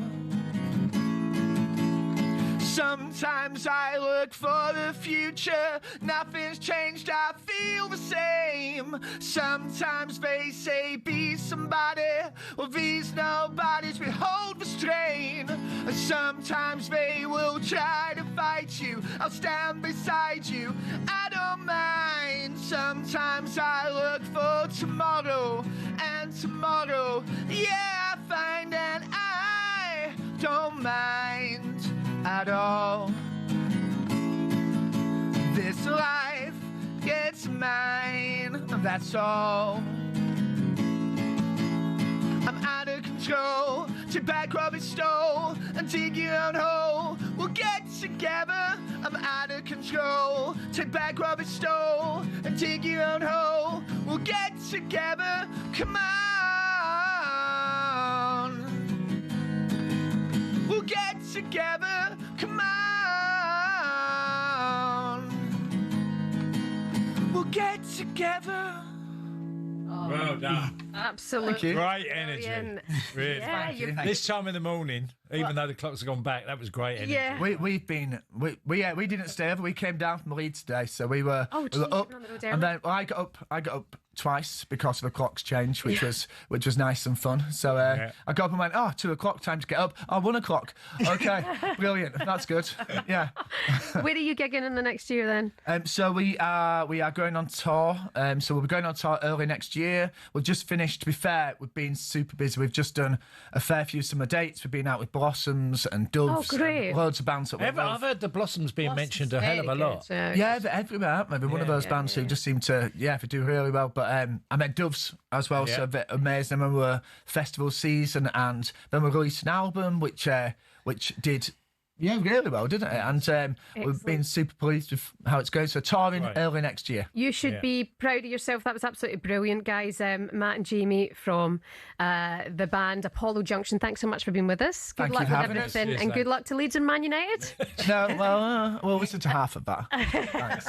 Guys, thank you so much. Thank you. It's competition time now. We're giving you the chance to play to win up to £100,000, our biggest cash prize today ever here at talkSPORT, and completely tax-free as well.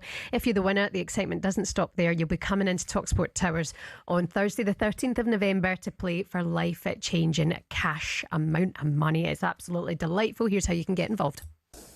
18 plus UK excluding Northern Ireland. For a chance to win, text the word cash to 83338 and you're in the draw. Text costs £2 plus 1 standard network rate message. You must have the bill payer's permission, or you can enter for free by calling 0330 880 3338. All entries must be received by the 6th of November at 4 p.m. This is a talkSPORT limited promotion run on talkSPORT, Talk and Virgin Radio UK stations. Full terms and conditions at talksport.com.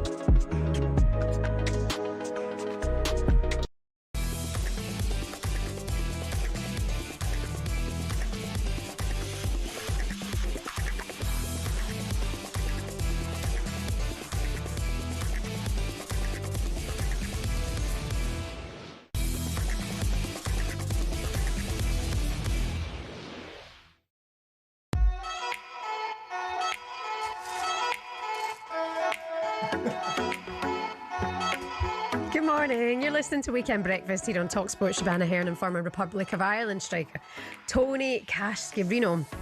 Some of your other headlines you're waking up to. Teenage sensation Lena Karl scored in successive games as Bayern Munich beat the Bundesliga bottom side Borussia Mönchengladbach to maintain their perfect start to the season. Also, Wolves take on Burnley in a massive relegation 6-pointer at Molineux this afternoon. Wolves boss Vitor Pereira says the key losses to his team will contribute to the poor start to the season.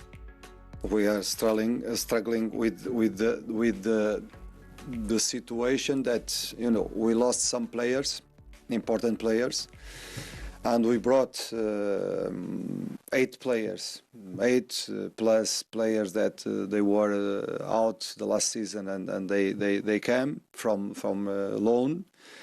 10 players, around 10 players.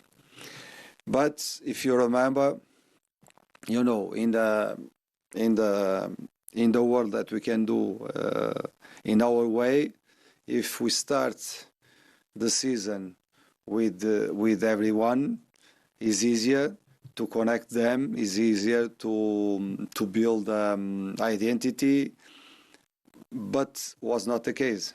Wolves take on Burnley today at 2 o'clock. The updates are coming for you here on Game Day Live on talkSPORT. If Burnley win, they keep Wolves rooted to the bottom of the table, go 8 points clear of them. If Wolves win, they'll go above West Ham, who will then go to the bottom, Cass. Yeah. Big old day today. It's a big one. Yeah, there's a lot of games today. So, you know, a lot of big points up for grabs. And we're now at the stage, Japan, where 9 games is literally quarter of the season.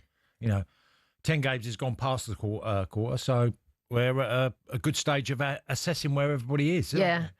When do you assess? Is it about this time? Yeah. I mean, you do see the alarm bells that you hope, if it's your team, that you hope it's not going to quite develop that way. Right. But you do see a lot. I think that after 10 games, it's about right. 9-10 games. Yep, 4:30 this afternoon today, by the way. Everton take on Spurs. The Toffees are yet to lose in their new stadium. And ended Crystal Palace's unbeaten run in the last fixture there at the start of the month. Spurs, meanwhile, have only won 2 of their last 7 games. One against Leeds and one in the EFL Cup against Doncaster. The honeymoon period for Thomas Frank appears to be over, so we can get stuck into this one today. 4:30 at Hill Dickinson Stadium. Let's speak to Toffee and TikToker Charlotte Northover. Good morning, Charlotte. Hi, Charlotte. Morning. Hi. Good to have you with us this morning, Charlotte. How are you feeling for this one?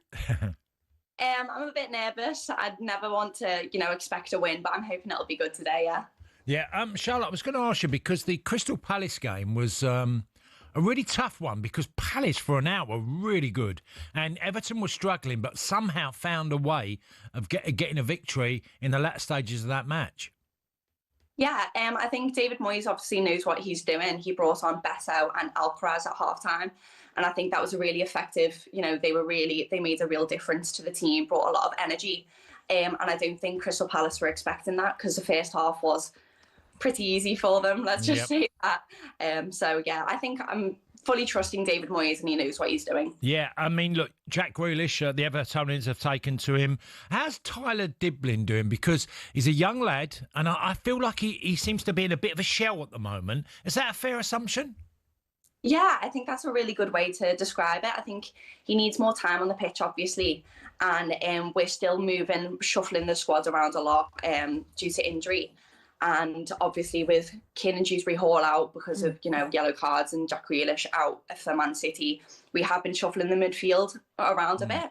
And I think he does need a lot more time on the pitch to build that confidence that he had, and I think he would be really good for Everton. Tell us, I was going to say, just quickly, tell us how lovely the stadium is, because you got the lovely stadium derby today, haven't you? Everton and Spurs have both got incredible stadiums. Yeah, it's like Battle of the New Stadiums, isn't it? I'd like to think that ours is nicer, obviously. It's really good, yeah, it's lovely. It's a bit of a nightmare to get to, because it's quite out of the way, but it is worth it. When you get there, it is so good, and Goodison still has a very special place in my heart, but Hill Dickinson is such an amazing makeover that I think we really deserve. And yet to lose a game there as well, Charlotte. That'll give the players confidence and the fans, excitement going into this game as well, because Spurs, they're struggling. You could get at them today. I'd like to think so. Again, I never like to get my hopes up. I think that's just years of being a toffee. So I'd never like to get my standards too high. But I would like to think that we could win. And, the hype of a new stadium really has helped. Like, as you can see, we haven't lost yet at the new stadium. So I'm hoping the momentum keeps going with Hill Dickinson. Yeah, it feels like there's more to come from Everton. Because David Moyes has always built football clubs. He always seemingly, most of the time, stays there to improve and just. It's normally a slower process than fans. Everyone wants it now, here and now, don't they? Yeah, definitely. I think with the new stadium, you expect a lot of changes to come with that. You don't want to go into a new stadium with the same squad you've played with for years. I mean, we've got Seamus Coleman, obviously, who's been with us for such a long time. And so it is still good to have those veterans of Everton. And I think it's good that David Moyes still does trust him to be, on the bench and coming on, playing playing at the end. But I think it is good that we've made those big changes with players like Jack Grealish, Kieran Hall, Tyler Dibbling was also not a gamble, but he is new, and then Malin Roll is starting to play a lot more after his injuries. So I think David Moyes has really made a difference, and I don't think it is that gradual process that you've just described. I think it has been a lot quicker. So. Yeah, than expected. Charlotte, thank you so much for your time this morning. Enjoy the game today. Thank you so much. Have a great day. Charlotte. We'll catch up with you again very, very soon. Toffee and TikToker Charlotte North over with us this morning. Check out the latest episode, by the way, of the talkSPORT Daily podcast. It was Alex Crook, Darren Ambrose and Ricky Sachs debating whether Thomas Frank's style of play aligns with Tottenham's traditional identity. So Spurs fans, you can listen to that now. talkSPORT Daily. It's available on the talkSPORT app or whatever it is you get your podcast. Still to come, we're going to get back on Joseph Parker, Fabio Wardley. We'll look back on that fight at the O2 last night. Time now, though, for an update in the cricket. We have got Guy Swindles. Morning, Guy. Morning. Couple of wickets for England women in their final match in the group stage of the Women's World Cup before they go on to play the semi against South Africa on Wednesday, as they have reduced New Zealand to 161 for 7 in the 36th over. Wickets for Nat Skibber-Brunt. She finally managed to remove the New Zealand legend, Sophie Devine, who's been playing for 20 years for New Zealand, a final ever game. She was caught behind for 23, and then Izzy Gaze was bowled superbly by Lindsay Smith. New Zealand 161 for 7 in the 36th over. Guy Swindles, thank you. You can get all of the updates from the cricket. It's live for you now over on talkSPORT 2. You can swipe across on the talkSPORT app. Yeah. What are you going to say? I was just looking at the fixtures today, Shebahn. Right. Arsenal played on Tuesday and Palace played on Thursday. Now that's 48 hours difference in rest. And Palace have had quite a difficult programme because they're obviously they've had Europa League matches, and they're staying pretty much with their best starting lineup because Glasner's really trying to achieve something with this Palace team again. I know what happened last season, but it's a big advantage, for Arsenal to have that 2 days extra.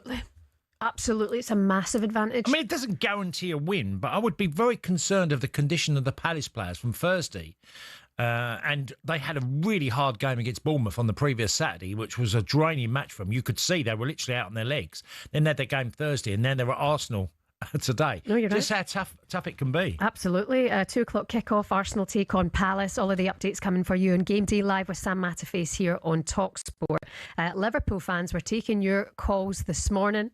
What's the secret to turning it around? Really, is the title charge over for Liverpool? Cass is concerned. 03717 223344 is the number. You can pick up the phone, give us a call, and we will have you on air to vent your frustrations about that. Coming up next on Weekend Sports Breakfast, we'll look back on the fight at the O2 last night. It was live for you on talkSPORT.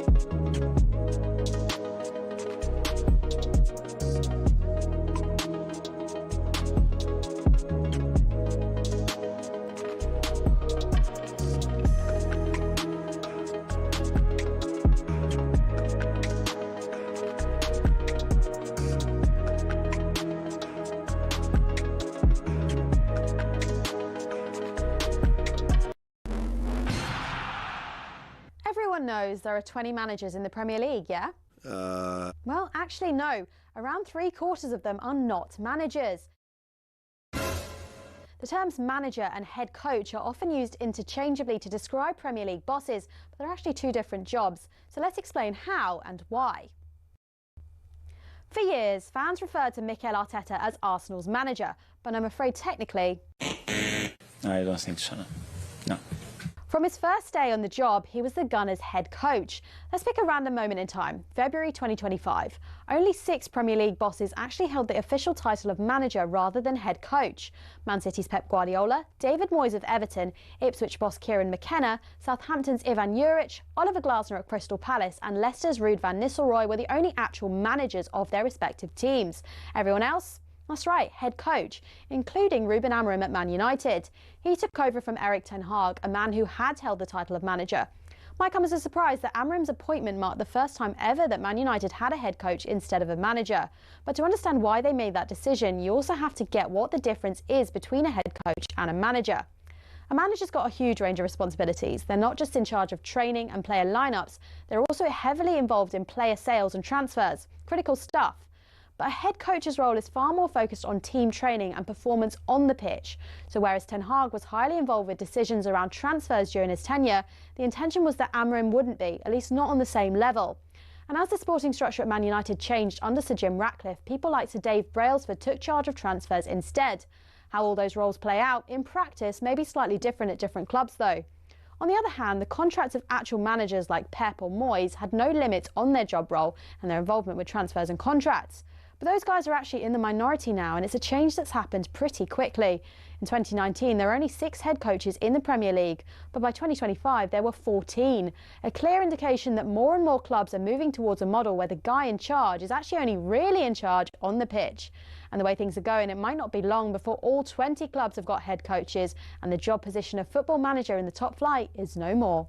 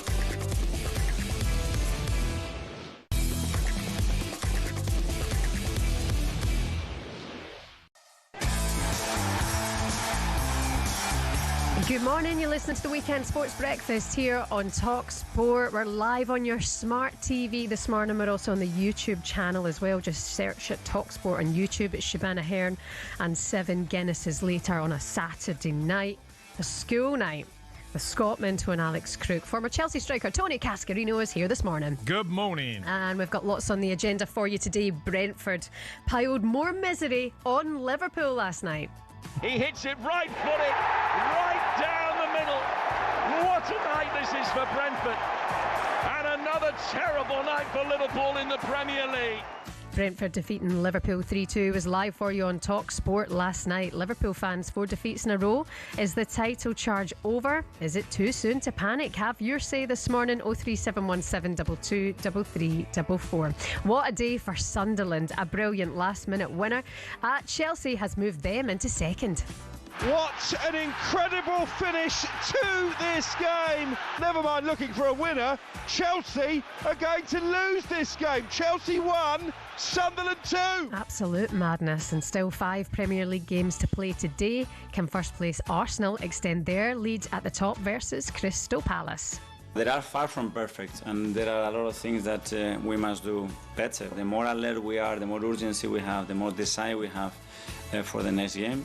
We're going to be in a better place to win the game. All of the games today are all part of our game day live coverage, updates from 2 o'clock, along with all of the other matches here on talkSPORT. You're listening to Weekend Sports Breakfast. Good morning.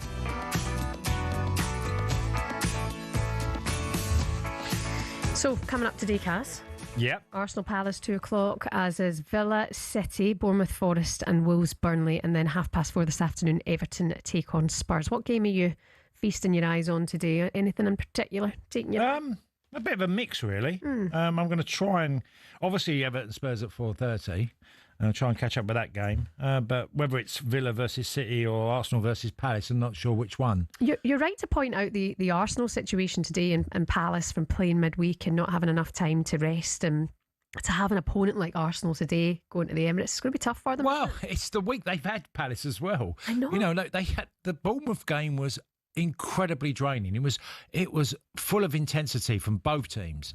And then you've got Arsenal coming, or literally having to go to their backyard, Arsenal, who are playing extremely well, don't give you an inch anywhere on the football pitch, and it'll be another challenging game after the European game in midweek. So, yeah, it's going to be really tough for them. Yep. If you had a late night last night, I hope you enjoyed your extra hour in bed. It was a heavy Saturday, quite action-packed. Here's how it all sounded for you on talkSPORT.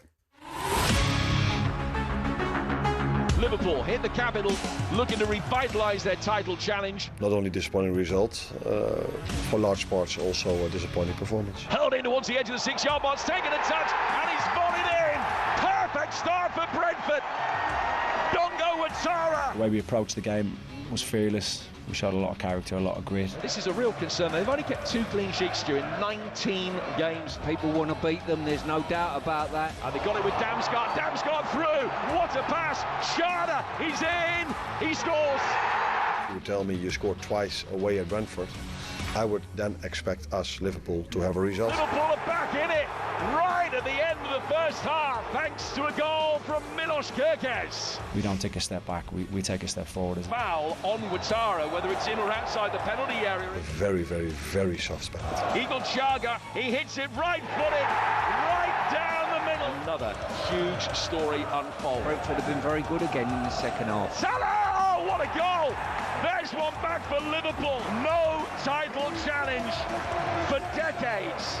As we've stood a run of 4 successive Premier League defeats, they've been beaten again. Good morning, you're listening to Weekend Breakfast here on talkSPORT. Another defeat for Liverpool last night against a solid Brentford side. We're getting you to get in touch this morning. We've spoken to a number of Liverpool fans who are feeling concerned, as is Tony Cascarino. 03717 223344. You can get your calls in too. As Cass, is this Liverpool ruling themselves out of a title race after that result last night? I actually never believed they were in one. Ooh. You know that. We've spoke about it a lot. But 4 defeats in a row. I mean, people might say you can't make that decision now. I've seen 9 games, and I watched the end of last season, and Liverpool won the title by 10 points. And I feel that Arsenal has strengthened a hell of a lot. And I was never convinced about the start of the season, which I was judging with performances, because big major clubs who win things also get victories but have performance that go alongside it. Yeah. And that hasn't been the case with Liverpool. We were speaking about this on the weekday breakfast show. Brazil and Ray Parlour were saying how, with Virgil van Dijk calling this meeting with the players, he's like, that happens all the time. If you lose the game, there's always a chat. Well, that happened to Man City early in the season, where they had the captains. There's like 4 of them. You know, they get a group of players together, leadership group, that go and have chats and talk and try and solve some of the problems. That happened to Man City, and they turned their season around. Now, I'm sure Liverpool have done a similar thing with their group of players, but it's been alarming how big a drop-off it has been this season. If you look at Brentford last night, they've lost players. And okay, they brought in Montero, who come in from Bournemouth for good money. But generally, they've got a lot of stability at the football club. There's still a real core of players at Brentford from last season. So it's sort of what happened to Slot last year, where there was activity. But Chiesa was the only one. But they're pretty much stability there. And Keith Andrews has took over a team, and just kept it going. It's like watching Thomas's Frank at Brentford. They've got Thiago back fit, who wasn't available last year, which made a big difference to them. Kevin Schade stepped up because Kevin Schade's a real live wire. He's got incredible pace and he's quite direct. And they are a team that look like they're still the Brentford of last season, but a good version of the Brentford. Well, this is it, because going into this season with losing Mbeumo, with losing Wissa, with losing the manager to Spurs, a lot of people were looking and going, Brentford could be in a relegation battle here. And I saw them pleasantly surprised against Aston Villa at home. I went to the game and I came away and I did a piece on Brentford and said there was no way they will be relegation candidates with the way they play, their performance levels. Now, it doesn't mean that's a guarantee, because sometimes teams come off their performance levels. Let's speak about a team who have really upped the ante and impressed everyone. I mean, Sunderland sitting second in the Premier League. 9 games played. Yes, it's early doors, but what a performance at the Bridge yesterday in the last minute of the game, beating Chelsea 2-1. We can hear now from the Sunderland head coach at Regis Labrie, who says he hasn't looked at the table yet. Maybe he should. Morning. Yeah, for me it's not too important. We know that this league is really tough. It's important to start well, and when we can gain confidence with a new squad, almost a new squad, because we have 14 new signings in the summer. I think it's okay, but after that, there's still a long way to go. Fair play. Fair play to Labrie, the team that he'd come from, he was relegated from. Do you know they were in bad form at the end of last season? Yeah. Sunderland. Do you know what I think determined that big? Obviously, they spent plus 150 million on players. Bellingham. No, it wasn't. What was the difference for me was that he'd realised, with the games that they played towards the end of the season, I think they lost 6 out of their last 8, and one of them was, you could say, as a loss, because they lost to Coventry, which was a playoff game, but went to extra time, and they got the equaliser in that extra time. But they lost a number of the games in the running, and they were second best to Coventry, got through. Second best, most definitely, to Sheffield United in the final. They got through. I think that convinced him there had to be a lot of work to be done at the football club. Yeah. And now you've seen, with good recruitment, obviously, they've benefited enormously from that, how players have settled in. Yeah, absolutely. Listening, Granit Xhaka, what an addition to the side as well. 03717 22 3344 is the number. Good morning to Kyle, the Sunderland fan. Kyle, you must be feeling good. Hi, Cole. Oh, yes, I am. How are you doing? How are you doing? Yeah, Cole, tell me, because I was saying the form at the end of last season in some ways done you a favour because of how you got through, and the club absolutely realising we need to do work in the summer to be a much more competitive team at a high level in the Premier League. Yeah, I think with the form at the end of last season, at the time I couldn't understand it, but now looking back, I think we kind of understood what position we were in. We had the playoffs secured. I think now looking back, Regis, he was clever about it. It was almost like we knew we were in the playoffs, and I think it was a brilliant strategy actually. And I knew we'd have a good window. I knew we had the right team behind us. Christian Speakman's done absolute wonders. But I never ever thought we'd get the likes of Granit Xhaka, Noah Siddiqui, and they've just been colossal for us. And at the minute, I know we sit in second, and I'll go on Twitter and I'll say, like yesterday I put one on saying, oh, I best get my passport in date for Champions League next year. But our main objective still is to stay in that league. It doesn't change. If anyone offered us 17th, I'd take the hands off. And then build on next season. But at the minute, you know, I've been through absolute hell with Sunderland. I've had a season ticket since '97. I've seen the good times. I've seen Phillips. I've seen Quinn. But then I've seen us League One, where we've been 16th, 17th. I phoned in before when we had Michael Beale, when things were just looking like they were just going to go terrible. So you know what? At the minute, it's just so nice. It's so refreshing to be a Sunderland fan at the minute. I couldn't be happier. Enjoy it, Kyle. No, you deserve to enjoy it. Sing when you're winning, Kyle. Absolutely that. And then that's the thing. You look at the running of fixtures they've got. Obviously, they've got Everton on Monday, the 3rd of November. And then it's Arsenal. I've got tough games in that. Fulham and then Bournemouth as well. Liverpool after that, away at Anfield. So it's tough for Sunderland here on in.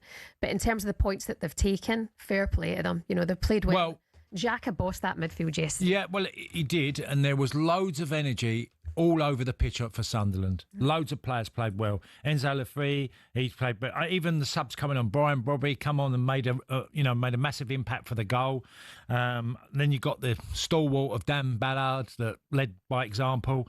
He gave Mark Gayu hardly anything in the game. Yeah. Done a great number. And it shows winning mentality to go on and get a last-minute winner at the bridge. Jason Cundy, talkSPORT's very own, had to come from the game yesterday on the back of a motorbike to Jamie O'Hara's face, laughing at him live on air on the game day phone-in. And Cundy doesn't actually know how Chelsea lost that game. That's the worst bike ride I've ever had, mate. Honestly, it was horrible.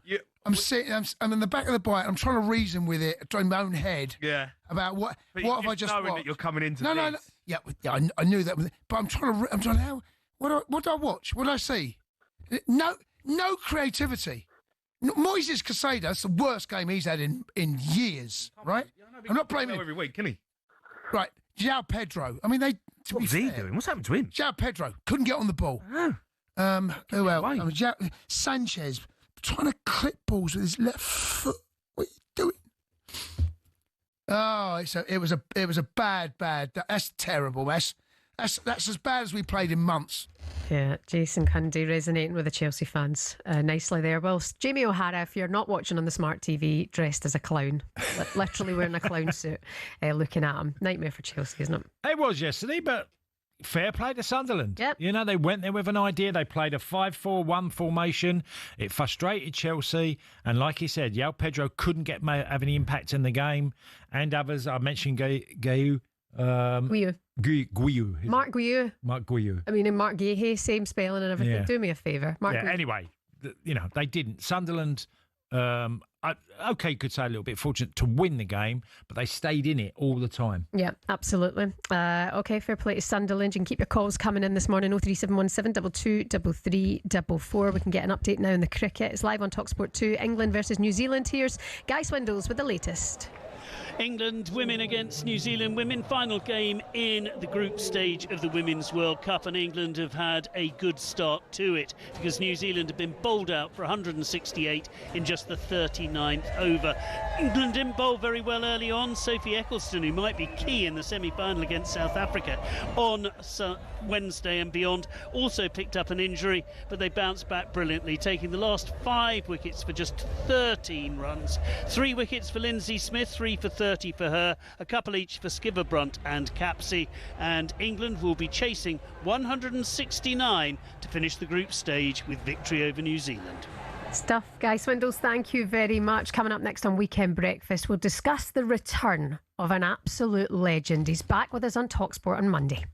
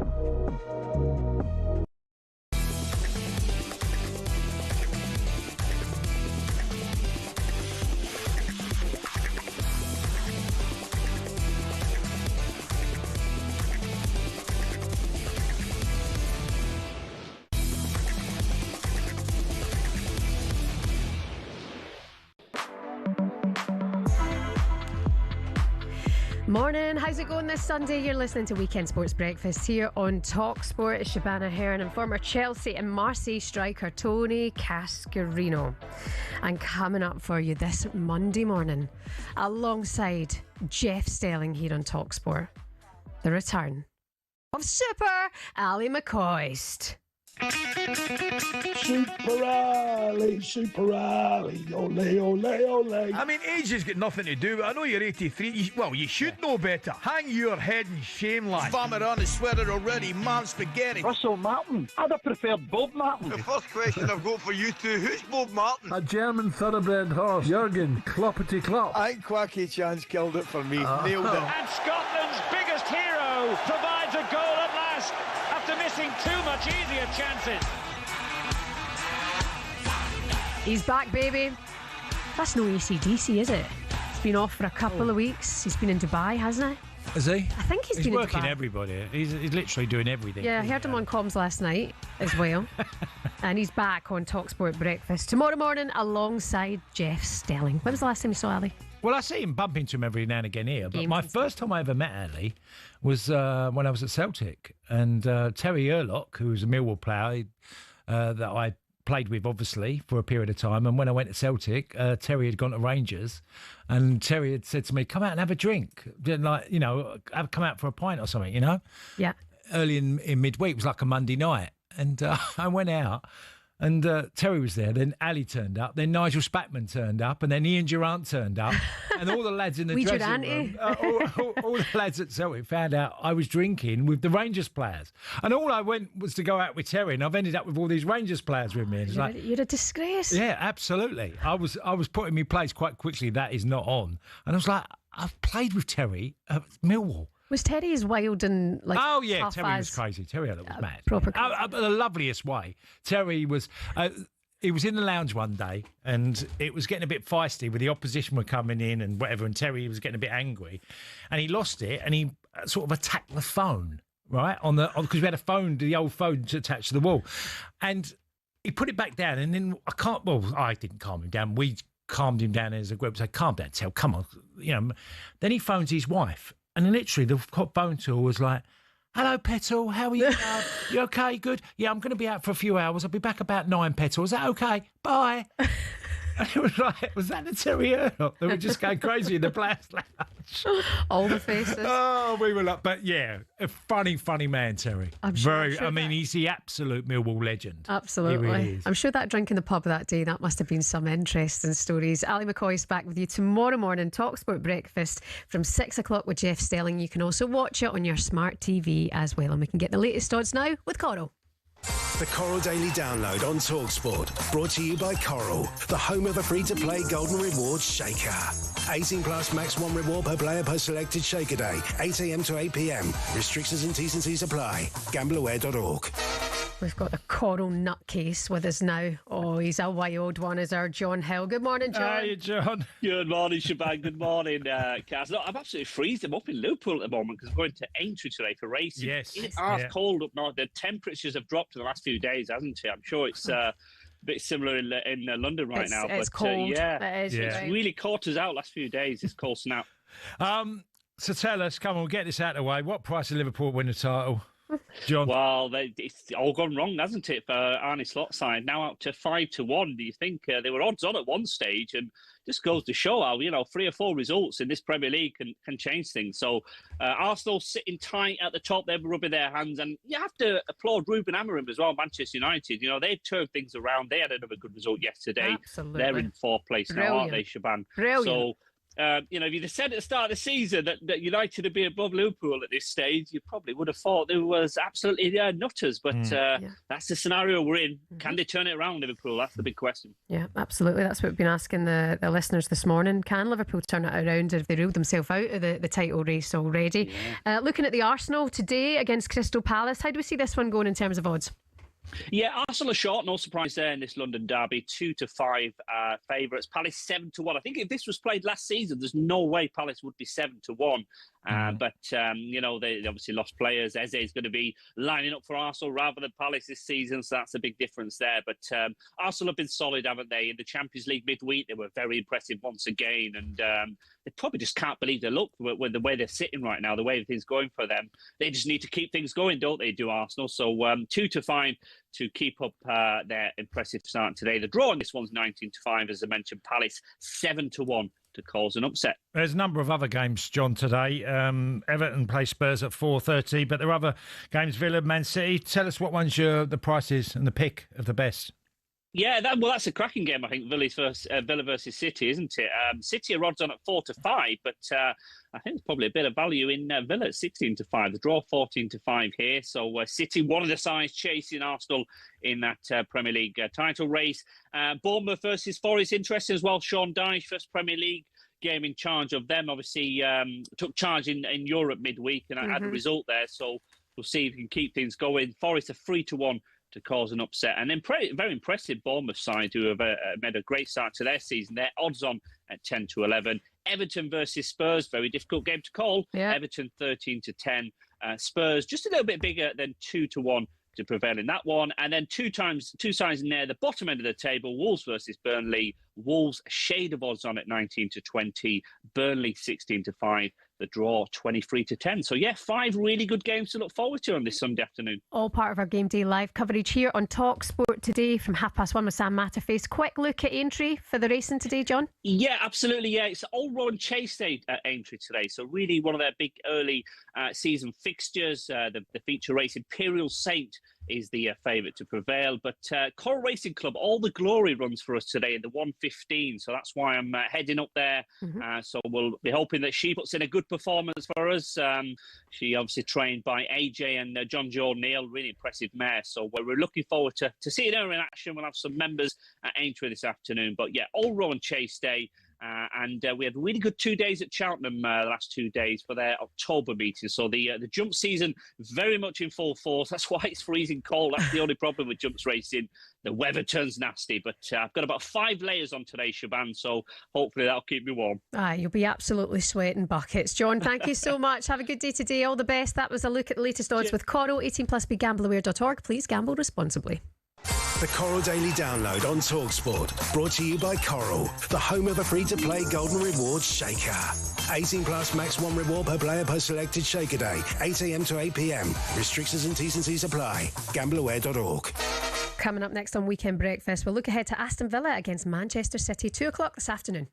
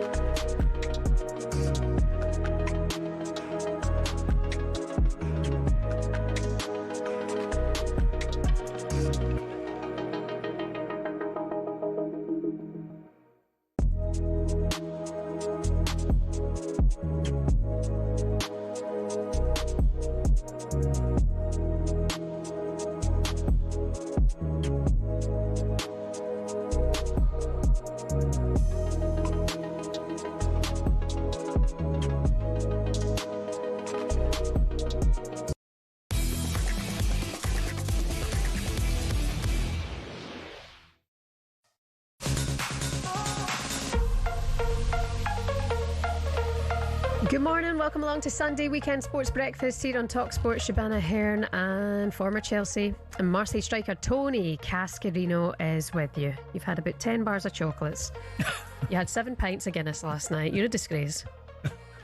Well, it might be a disgrace, but I didn't have 7 pints. You said 7 pints. I had 8. There's my No, we had a gag. good night. We had a good night, and yeah. It's the impromptu Really ones good. that are the best. Cass found himself at is it Stevie's bar next? Frankie's bar, Chelsea. At Chelsea last night with Scott Minto and Alex Crook and some of your old pals. So impromptu night. It was Yeah. And what a night to do it because you get an extra. Cole Eburn was there. He's a former player as well. Yeah. Amelia turned up because she was Amelia Beltray was there. The newsreader. And also Alex Crook was there, and he was a big smile on his face as we're watching, Man United. Yeah. And, I said, what are you going to say now, Alex? Then you're going to change your tune again. Like having a bit of banter with him. Yeah, thanks again for the invite. It was actually one of them. No one arranged to meet. Yeah, it's just a random Scott had messaged me in the mornings because he'd heard me talking, saying I was going to the bridge today, and he left a message saying meet up and we'll go to Frankie's bar. It's going to be. I know this is going to be a regular thing where if me and Scott are at the same time at Stamford Bridge. Do it. Let your hair down. Right, coming up for you What here I've on got left of talkSPORT it. today. Yeah, let some of the hair down if you can. Sunday edition with us at 9 o'clock this morning. It's Sean Custis and Henry Winter bringing you everything from the newspapers, all of the supplements and all of the standout stories. And then it's the warm-up with Max and Barry.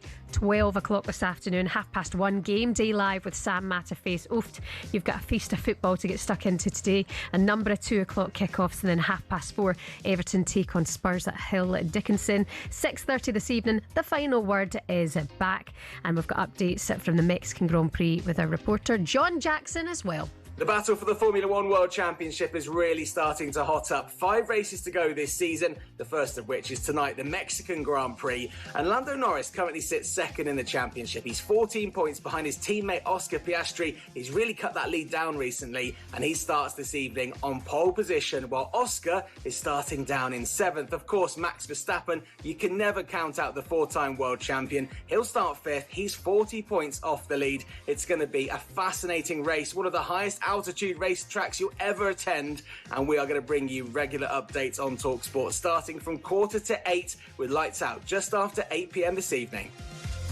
Jackson, thank you so much for that, keeping you posted and everything here on talkSPORT.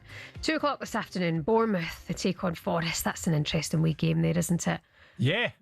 After watching Bournemouth last week and seeing them a few times, it's a great test for Forest. Yeah. And Sean Dyche will be relishing it. I read in the paper this morning, and he's making it quite clear: do not underestimate this Bournemouth team. Absolutely that. Arsenal Palace is at 2, as is Wolves, Burnley, and Aston Villa take on Manchester City.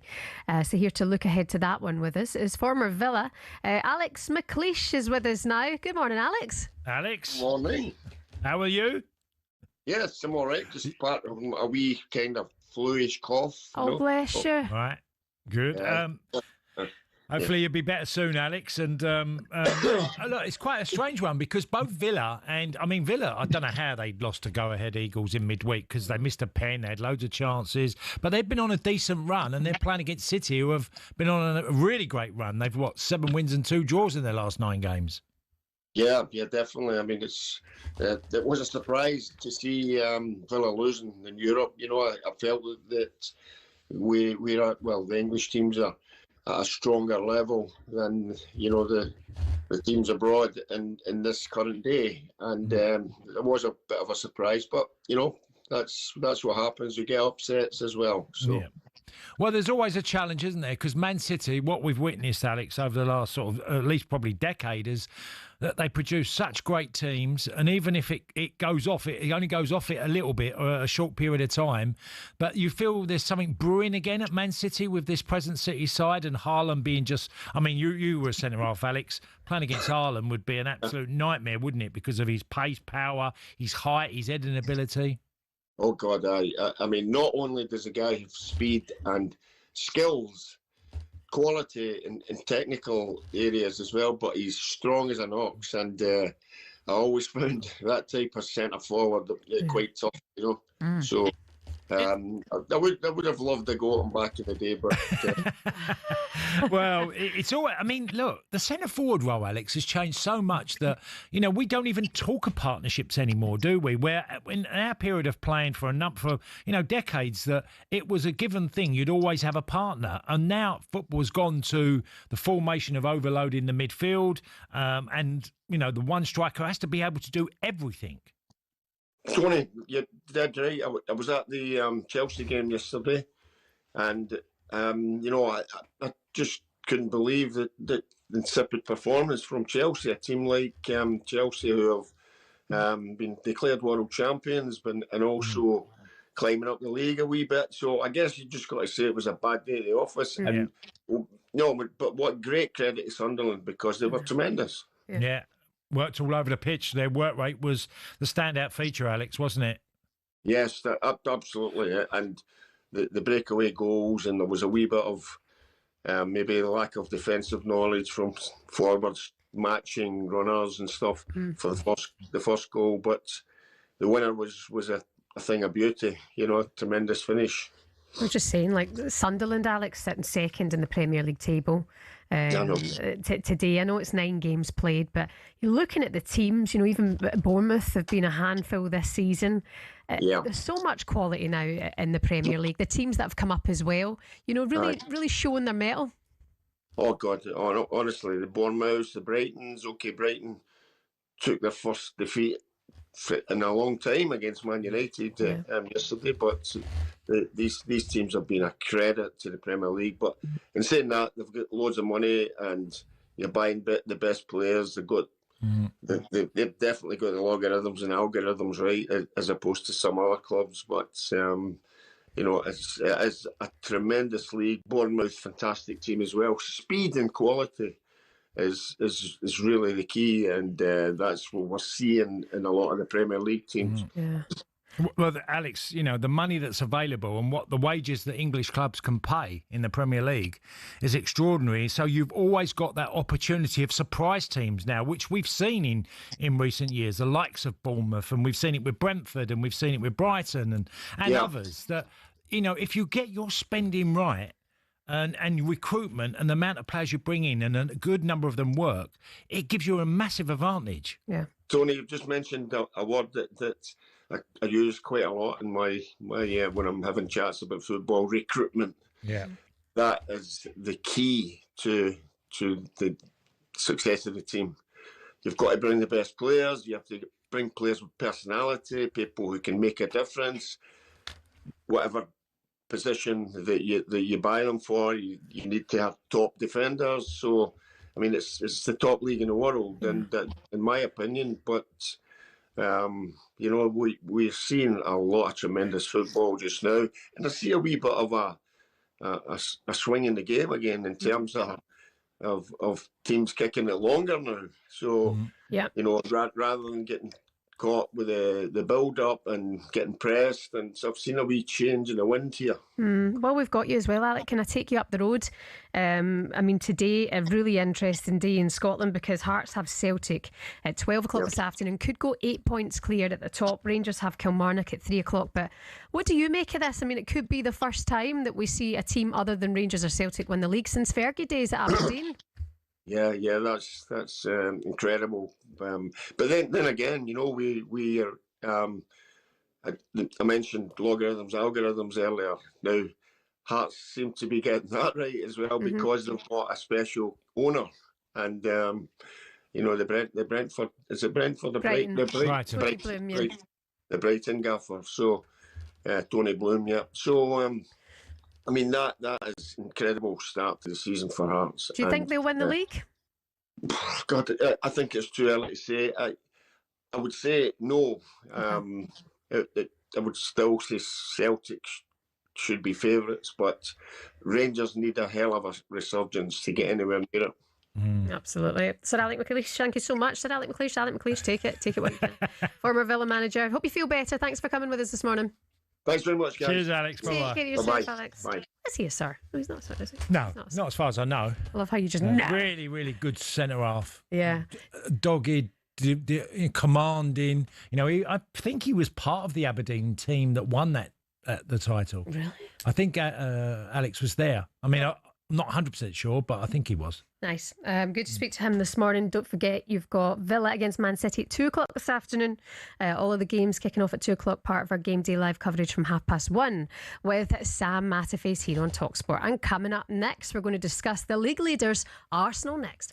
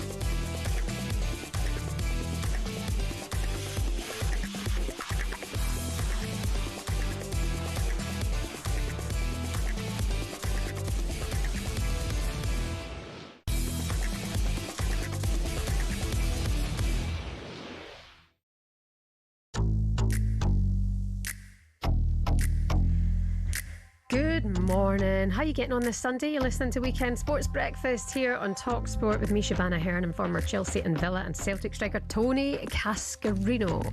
Some of your other headlines you're waking up to today. McLaren's Lando Norris gave his title hopes a boost by taking pole position at the Mexico Grand Prix. And also Jess Fishlock has said an emotional farewell to international football as Wales were sadly beaten 2-1 by the Aussies at the Cardiff Stadium last night. By the way, what a legend is Jess Fishlock. She's the Gareth Bale of women's football in Wales. Oh, right. So, great. you know, unlucky they were defeated last night, but to see her make it to a European Championship in the summer was the send-off that she needed before retirement after how many years. You know, that was her first time at the international stage. So happy retirement, Jess Fishlock. And also last night, Fabio Wardley defeated Joseph Parker at the O2 Arena. The fight was live for you here on talkSPORT. The hour of truth has arrived. Joseph Parker, and he lands a big right hand. Holding shots are gone. trouble here will be. Oh my days, this is unbelievable. Huge shot, and Parker again is backed up to the corner. He's in survival mode here, Joseph Parker. Wardley looking for the uppercut, and the referee has stepped in and stopped the fight. Still undefeated and new WBO interim heavyweight champion of the world, Fabio Wardley. Fair play to him. Fair play. I mean, considering Parker was the favourite, going to well, just, like... the weight difference. I mean, I didn't see the fight, Shebahn, because obviously we were getting up early and getting back late from the football last night. Seeing a guy that's gone from white-collar fighting, who worked in an office 8 years ago, to be now right online to fight Usyk. That's now the opportunity he's got for him, and fair play. And Joseph Parker, I've met Joseph, spoke to him. Seems a good man. Yeah, absolutely. A real old warrior. Warrior, I say old, he's not. He's 33, which in heavyweight terms is not old. But to take him out in 11 rounds and been dramatic fashion that it was, by what I've heard, fair play to Fabio Wardley. Absolutely. Because he came off the fight when he fought at Ipswich Town, with a late stoppage where he was quite clearly losing on the card. Yeah. So, massive opportunity for him. Absolutely. Boxing presenter here at talkSPORT, Gareth A. Davies, thinks that dramatic win puts Fabio Wardley among the elite. There was a period in that assault when he did throw a punch back, but he hadn't for about 30 seconds. Howard Foster, of course, has a history of it, Broch and Groves. But what Fabio Wardley proved tonight is that he's been saying all week that I belong at this level, and he has proved tonight that he is world class beyond any doubt, and his chin and his resilience is elite level. Fair play, Fabio Wardley. More on this on the talkSPORT Boxing YouTube channel. All of our content from the O2 last night is available for you there now. Looking ahead to the games today, we can talk about the league leaders Arsenal against Crystal Palace at the Emirates today. Arsenal looking to carry on their impressive home form, whilst Palace are looking to find form after failure to win their last 3 games in all competitions. Mikel Arteta says he's not getting carried away with his side's form so far this season. No, but they are far from perfect, and there are a lot of things that we must do better. Obviously, there are a lot of things that we're doing very, very well, and we need to maintain that. So it's just about understanding that the margins to win football games at this level are very small. In certain moments, we had certain luck. In certain moments, we have fully deserved to win them, but that's not going to be the same trajectory all the way in the season, and we need to be prepared for that. So the more alert we are, the more urgency we have, the more desire we have for the next game, we're going to be in a better place to win the game. It's early, but are they clear favourites now? Yeah, of course they are. Yeah, I mean, Mikel will know that Man City are not far behind on their heels, but I just think, I look at them and think, every time I try and look at a reason why they can't, why they won't win it. And the obvious answer is the same every year, is that in the running, they fall apart. That ain't going to happen. I just don't see it happening this year. I think it's going to be way more, everyone's going to chase or have to keep up with Arsenal. Yeah. I just don't see them dropping points in a regular basis. Because now they've built a side that even against sides that are mediocre mid-table or not going to be competing at the top end of the table, that Arsenal would have dropped points in years gone by to. Don't see that at all now. Yeah, they've also got that squad depth, and yes, they're missing key players through injury, but they've got decent Doesn't matter now. They've got backup that's good enough. Good backups. Yeah, and they're a dangerous side, and who can handle them in set pieces? I mean, Raya hasn't hardly faced a shot. Yeah, that tells you how great defensively they've been. That back line is up there with the Dixon, Winterburn, Keown, Adams, and all the others there. Bold, Linegan, O'Leary. They had an amazing back four at times, Arsenal. I think this back four is every bit as good as that in years gone by. It's the Eberechi Eze derby as well today. Do you think they'll come back and haunt Crystal Palace? Well, they know what it's about. It's always difficult playing your ex-club, and you do it so quickly because you have so much of an affection for that club. But he's there to do a job, and You know, if Odegaard's missing, he's the guy that can turn up and make the difference. He did it for Palace on a regular basis. I always said if he gets to become a better finisher, you've got a complete player there. And that's what he did towards the end of last season at Palace. Let's just touch on the fact that Palace did play midweek. Arsenal have had a couple of extra days rest as well. Let me see, at Palace, we're forgetting so recently they went 19 games unbeaten and won 2 trophies in that process as well. But, you know, not having that rest and recovery time, going up against the likes of Arsenal who've got such a strong squad at the Emirates, it's going to be tough for them today. It is, and, you know, you're being tested because Glasner's going very strong in all competitions. He's brilliant. So, you know, he knows that there's going to be a downside to that. And if you're getting the 2 days less rest than Arsenal, that's a big ask. Because as Arteta said, there's small differences. That margins are so tiny. And that is definitely going to be an advantage for... Will it be enough to get Arsenal over the line? Arsenal would have to play really poorly, I think. And because Palace are a decent side. Absolutely. Very good. What about Wolves-Burnley? Another 2 o'clock kickoff today. Well, Burnley are dogged, and the victory over, was it Leeds, just recently at Turf Moor. Fair play to Scotty Parker. I still say if he stays up, that's an amazing achievement with Burnley, you know, who are a club that have been going up and down in recent years. Yeah. I mean, if Wolves win today, they'd go up above West Ham, which is absolutely incredible. All of the updates from these games coming for you today. Game Day Live, 1:30 here on talkSPORT. Got a number of 2 o'clock kickoffs, and of course 4:30, Hill Dickinson Stadium, Everton take on Tottenham Hotspur. Dr. Hook's been our guy today because of Peter Reid saying this was his dance floor vibe, wasn't it? Yeah, brilliant. Sexy eyes, yeah. I mean, he had some tunes. They split up in the mid-80s, Dr. Hook. Oh. They that long ago? That long ago. I think it's mid-80s, 84, 85, they split up. Yeah. So they'd gone...